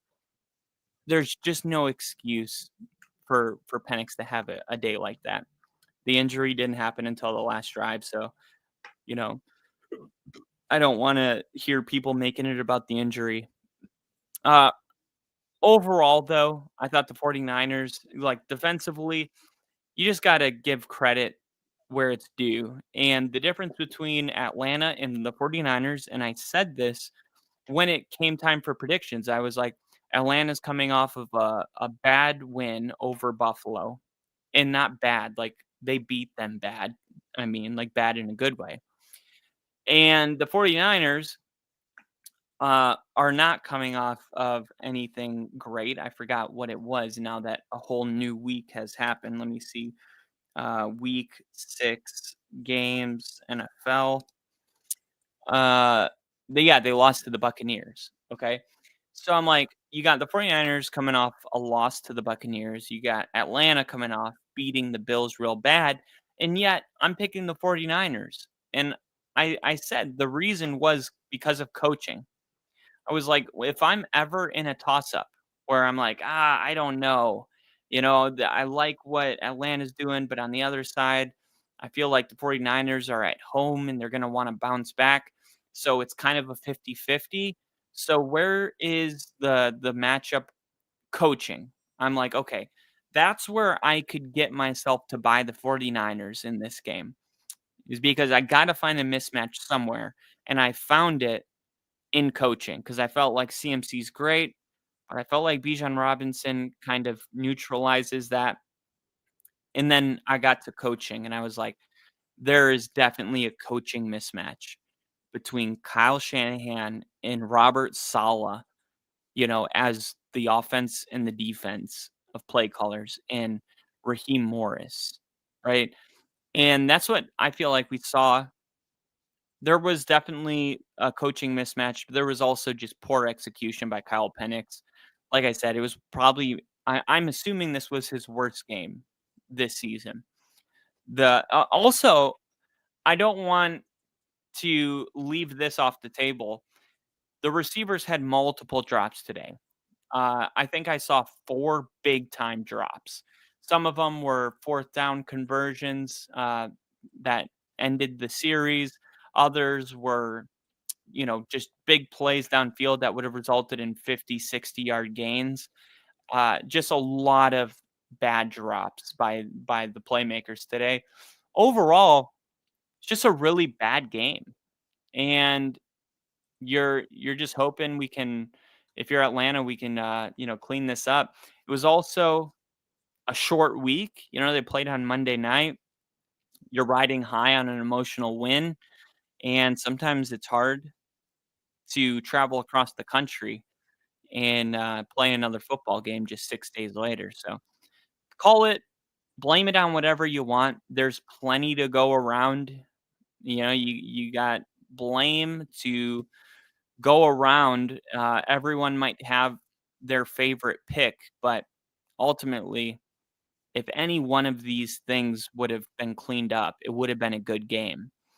If the coaching would have been a little bit better, if those drops would have been caught, if Penix was more accurate, this game would have been a game. And that's saying something because Atlanta played so poorly in this game, and yet they were really in it the whole entire time.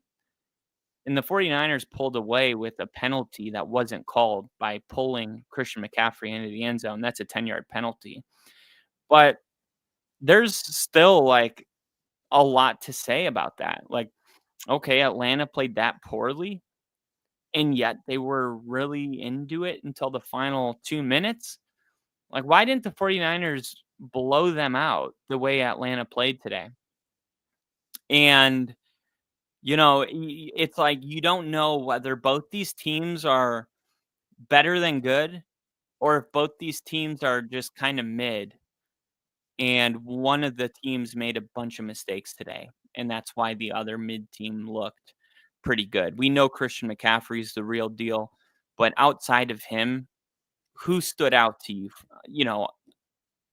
Honestly, nobody. Nobody. I mean, they blocked really well, but the 49ers look like a team that it's not like winning this game makes you think like, oh man, they're really good. Like the Texans game next week on the road, that's a tough game for Atlanta. I mean, for San Francisco. And Atlanta, they're playing the Dolphins. So this is a good bounce back type of a game. They're going to play Atlanta at home. San Francisco is going to go on the road and play the Texans. And then the 49ers are going to play the Giants after that. And that's turning out to be a more difficult game than it was considered week 2. And then the Falcons are going to play New England, which is also a much more difficult game than we thought. So in the next 2 weeks, the Falcons are the only team playing a softball opponent, which is the Dolphins next week, which is really good because when you think of the NFC, the Falcons and 49ers, this game may have wild card implications because you're looking at these divisions and you're going, it looks like the Rams are going to win the division and it looks like the Bucks are going to win the division. So it's really the wild card for the Falcons and 49ers. Very possible that it's going to come down to the wild card. And now that the 49ers have the tiebreaker over the Falcons, it's really important the Falcons just have a better record than the 49ers altogether. So the fact that they played the Dolphins next week and the 49ers have to play the Texans and Patriots, you're looking at that going, okay, if we just take care of business, or I'm sorry, the the Giants. The 49ers are playing the Texans and Giants. The Giants are looking like an actual opponent, right? So you got the Texans and Giants over here, and you got the Dolphins and Patriots over here for Atlanta. So maybe Atlanta can get one of those games back. Oh, it's the Niners who play the Pats. Yeah. I accidentally messed that up. Um, so that's what the next 2 weeks look like, and then you get to week 10, and the Falcons play the Colts. So, like, and I want to be careful how I say this because for the Falcons, I feel like at time they've shown a lot of promise. I'm still not a believer in the Raheem Morris hiring. I never was. I never liked it. He's already been a head coach. He didn't do well. And I feel like when you have Kyle Pitts, Drake London, Darnell Mooney, um, I didn't even say Bijan Robinson yet. Michael Penix Jr. when he's playing good, not like he was today, but like there's enough talent on this team to hide the deficiencies of the head coach. And on the other side of the ball, you have such good coaching that they have hid the deficiencies from the players. I mean, look, you lose Talanoa Hufanga, you lose Dre Greenlaw, you lose Fred Warner, you lose Nick Bosa. I could go on and on. Like, the 49ers have every reason to be bad. And yet, because of coaching, they only gave up 10 points to this offense. Now, how does that happen? How do you have this much talent? And on the other side, you have a bunch of, second string guys that a lot of them never played before. And yet you get completely dominated defensively. Coaching. That's coaching. That's coaching. That's coaching. And that's exactly why I took the 49ers. But I say all that to say this. If the Atlanta Falcons miss the playoffs this year, is the Raheem Morris experiment over? And, we were just talking about earlier how 4 weeks ago, the Chargers were considered one of the best teams in the NFL. 4 weeks later, the Chargers aren't even in people's top 15. Like, that's how much things change in 4 weeks. It's insane. So, you take a snapshot of where the Falcons are right now. All right. If you took a snapshot last week, they beat Buffalo on Monday Night Football. They beat them really convincingly, right? 14-24. Take a snapshot of that on a line graph. This is their peak. Okay. Now they lose to the 49ers. All right. So we're definitely down from there. And the question is, very similar to where the Commanders were last week after losing to the Bears. When we play the Cowboys next week, if we lose that game, it feels like a real fork in the road where it's like this season we could lose it. It could come out of our grip before we even know it. And like we saw that today, the Cowboys demolished the Commanders. They absolutely smoked them. They got some garbage time points, whatever. It wasn't even close, a 40 burger. They completely smoked them. And then you look at next week, and for the Commanders, they play the Kansas City Chiefs. And that's why I said this could get out of hand quick because you lose to the Chiefs on Monday night. Yeah, most likely that's going to happen, which means you've lost 3 in a row. And then you play Sunday night against the Seahawks. And it's like, okay, then you potentially lost 4 in a row, and then you play the Detroit Lions. And then you've lost 5 in a row. So it's not until week 11 where the Commanders potentially get a win again against the Dolphins. So look at that snapshot of 4 weeks.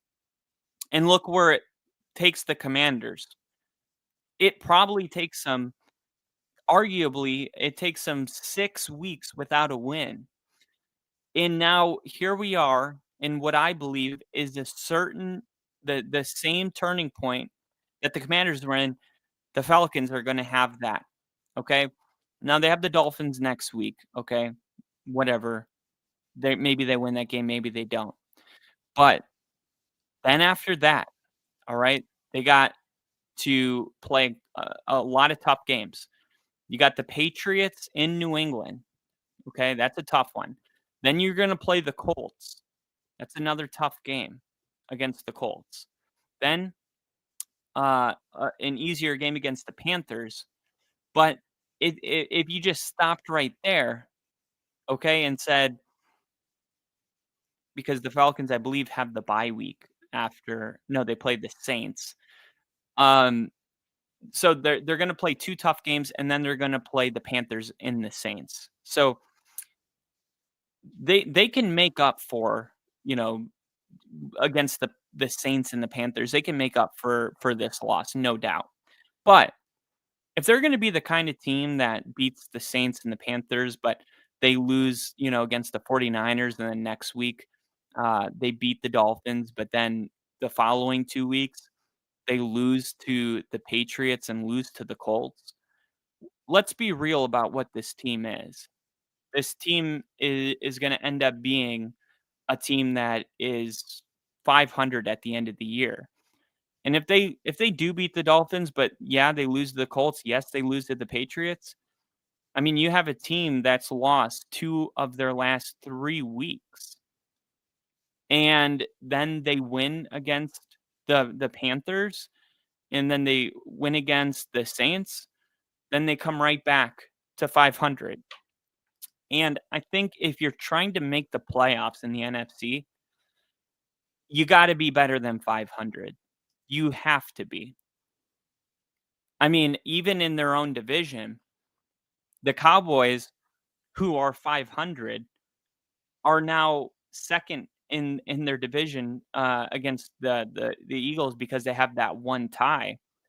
But outside of that, there's no team in second place in their division that has a 500 record besides, of course, the NFC East. Now, the Giants let one slip away today that they could have been 3-4, but I'm saying that to say the Packers are 4-1, the Lions are 4-2. The Packers are technically in first place in their division because they're 4-1-1. The Lions are in second, 4-2-0. They could be in first if they win tomorrow night. The Bears are in third, 4-2 as well. The Bucks are 5-1, and then the Panthers are 4-3, and now the Falcons are 3-3. So the Panthers are even, higher than the Falcons in their own division. And then out of the NFC West, like the 49ers, Rams, and Seahawks, they all seem like playoff teams. But then you go to the NFC North and you got the Packers, Lions, and Bears, who all seem like they could be playoff teams. So then you look at the NFC South and the NFC East and you go, I'm sorry, but it's going to come down to whoever wins that division. There's no second team out of the East or out of the South going to the playoffs if there's 3 teams out of the North or 3 teams out of the West. And there's only 7 playoff spots. So that's not happening anyway. You can only have the NFC West can have, maybe 2 teams. The NFC North is going to have 2 teams, right? The Packers and Lions. That's 4 teams right there. Then you add in the Buccaneers, and then you add in the Eagles or whoever wins those 2 divisions. And there's only 1 team left. So is that going to go to the Bears? Is that going to go to the Seahawks? It seems like it would go to the Seahawks, right? So where do the Falcons fit in? I don't believe they do. And losing tonight was really honestly, that's why I don't have them in. Like if they won tonight, they would be going from beating Buffalo to beating the 49ers, and they would be 4-2. And it would be the Falcons are really a competitive team that could go to the playoffs. But now they're a 3-3 team, and I just think the North is just too competitive. And I guess that's what I'm trying to say with all of this in a recap is if I was going to do an overreaction, which I don't believe it is, I feel like the Falcons lost the postseason today. and they only have 3 losses. That's what's crazy about it. But I just I don't know. I don't know, and it could be an overreaction, but like I said, the Packers and the Lions, the 49ers, Rams, and Seahawks, like, I think 3 teams are going to the playoffs out of the NFC West. I think the Niners, the Rams, and the Seahawks are all going to the postseason. So that only leaves 4 teams with 3 other divisions. So, the Bucks are gonna win their division, I think, or the Panthers, maybe. We'll see. But let's just say the division winners are in, Bucks, Packers, Eagles. It only leaves 1 wild card team if the 49ers, Rams, and Seahawks get in. There's only 1 wild card team, 1 wild card spot open, and the NFC North has the Packers and Lions. So I'm gonna give that to the Lions, or if the Lions win the division, I'm gonna give it to the Packers. Do you think the Falcons are better than the Lions? Do you think they're better than the Packers?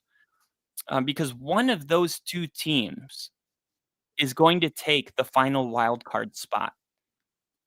And there's only one, unfortunately, for the NFC South. There's only 1 wild card spot available because 3 teams from the NFC West are going to the playoffs. So, unfortunately, the Falcons are gonna miss the postseason because they can't win games like this, right? The 49ers had nothing besides Christian McCaffrey and good coaching, and this is a game where if the Falcons were good enough to be like, "Yeah, they could be better than the Packers," they win these type of games, and they just can't be consistent. That's why they're 500. That's why they lost 30-0 to the Panthers, and that's why they'll continue to be a win 1, lose 2, win 2, lose 1, lose 1, win 1, and by the end of the year, they're gonna be 9-8, right? 9-8's not gonna cut it this year. And Crafty says it here best. Chargers peaked in week 1. And they it's funny, but it's true. Honestly, I mean, we'll see what happens when they get Joe Alt back. Like I said, there's a ton of season left. But it feels like for the Falcons, it's just another year. And the question is like, who's gonna coach this team next year?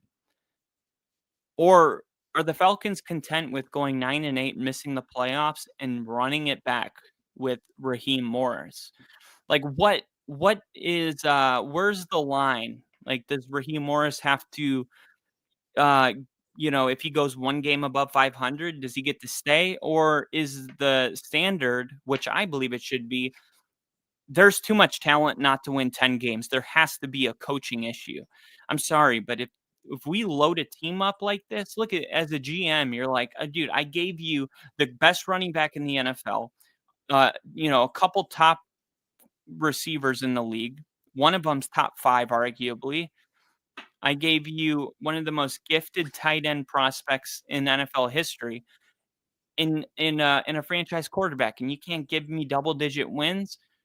It's gotta be coaching. So, I feel like Raheem Morris is coaching for his job, and I still don't think 10 wins is even good enough this year to get that final wild card spot because, assuming the Packers are going to win 10 games and the Lions are going to win 10 games, I think they're going to win more. And I just don't have the Falcons winning more. So that's my recap. Of course, we're going to have more on this tomorrow, and I'll have more on my recap show. I will see you guys in a little bit for my recap. But thank you guys for watching Sunday Night Football, and I'll see you guys on the next stream. See ya!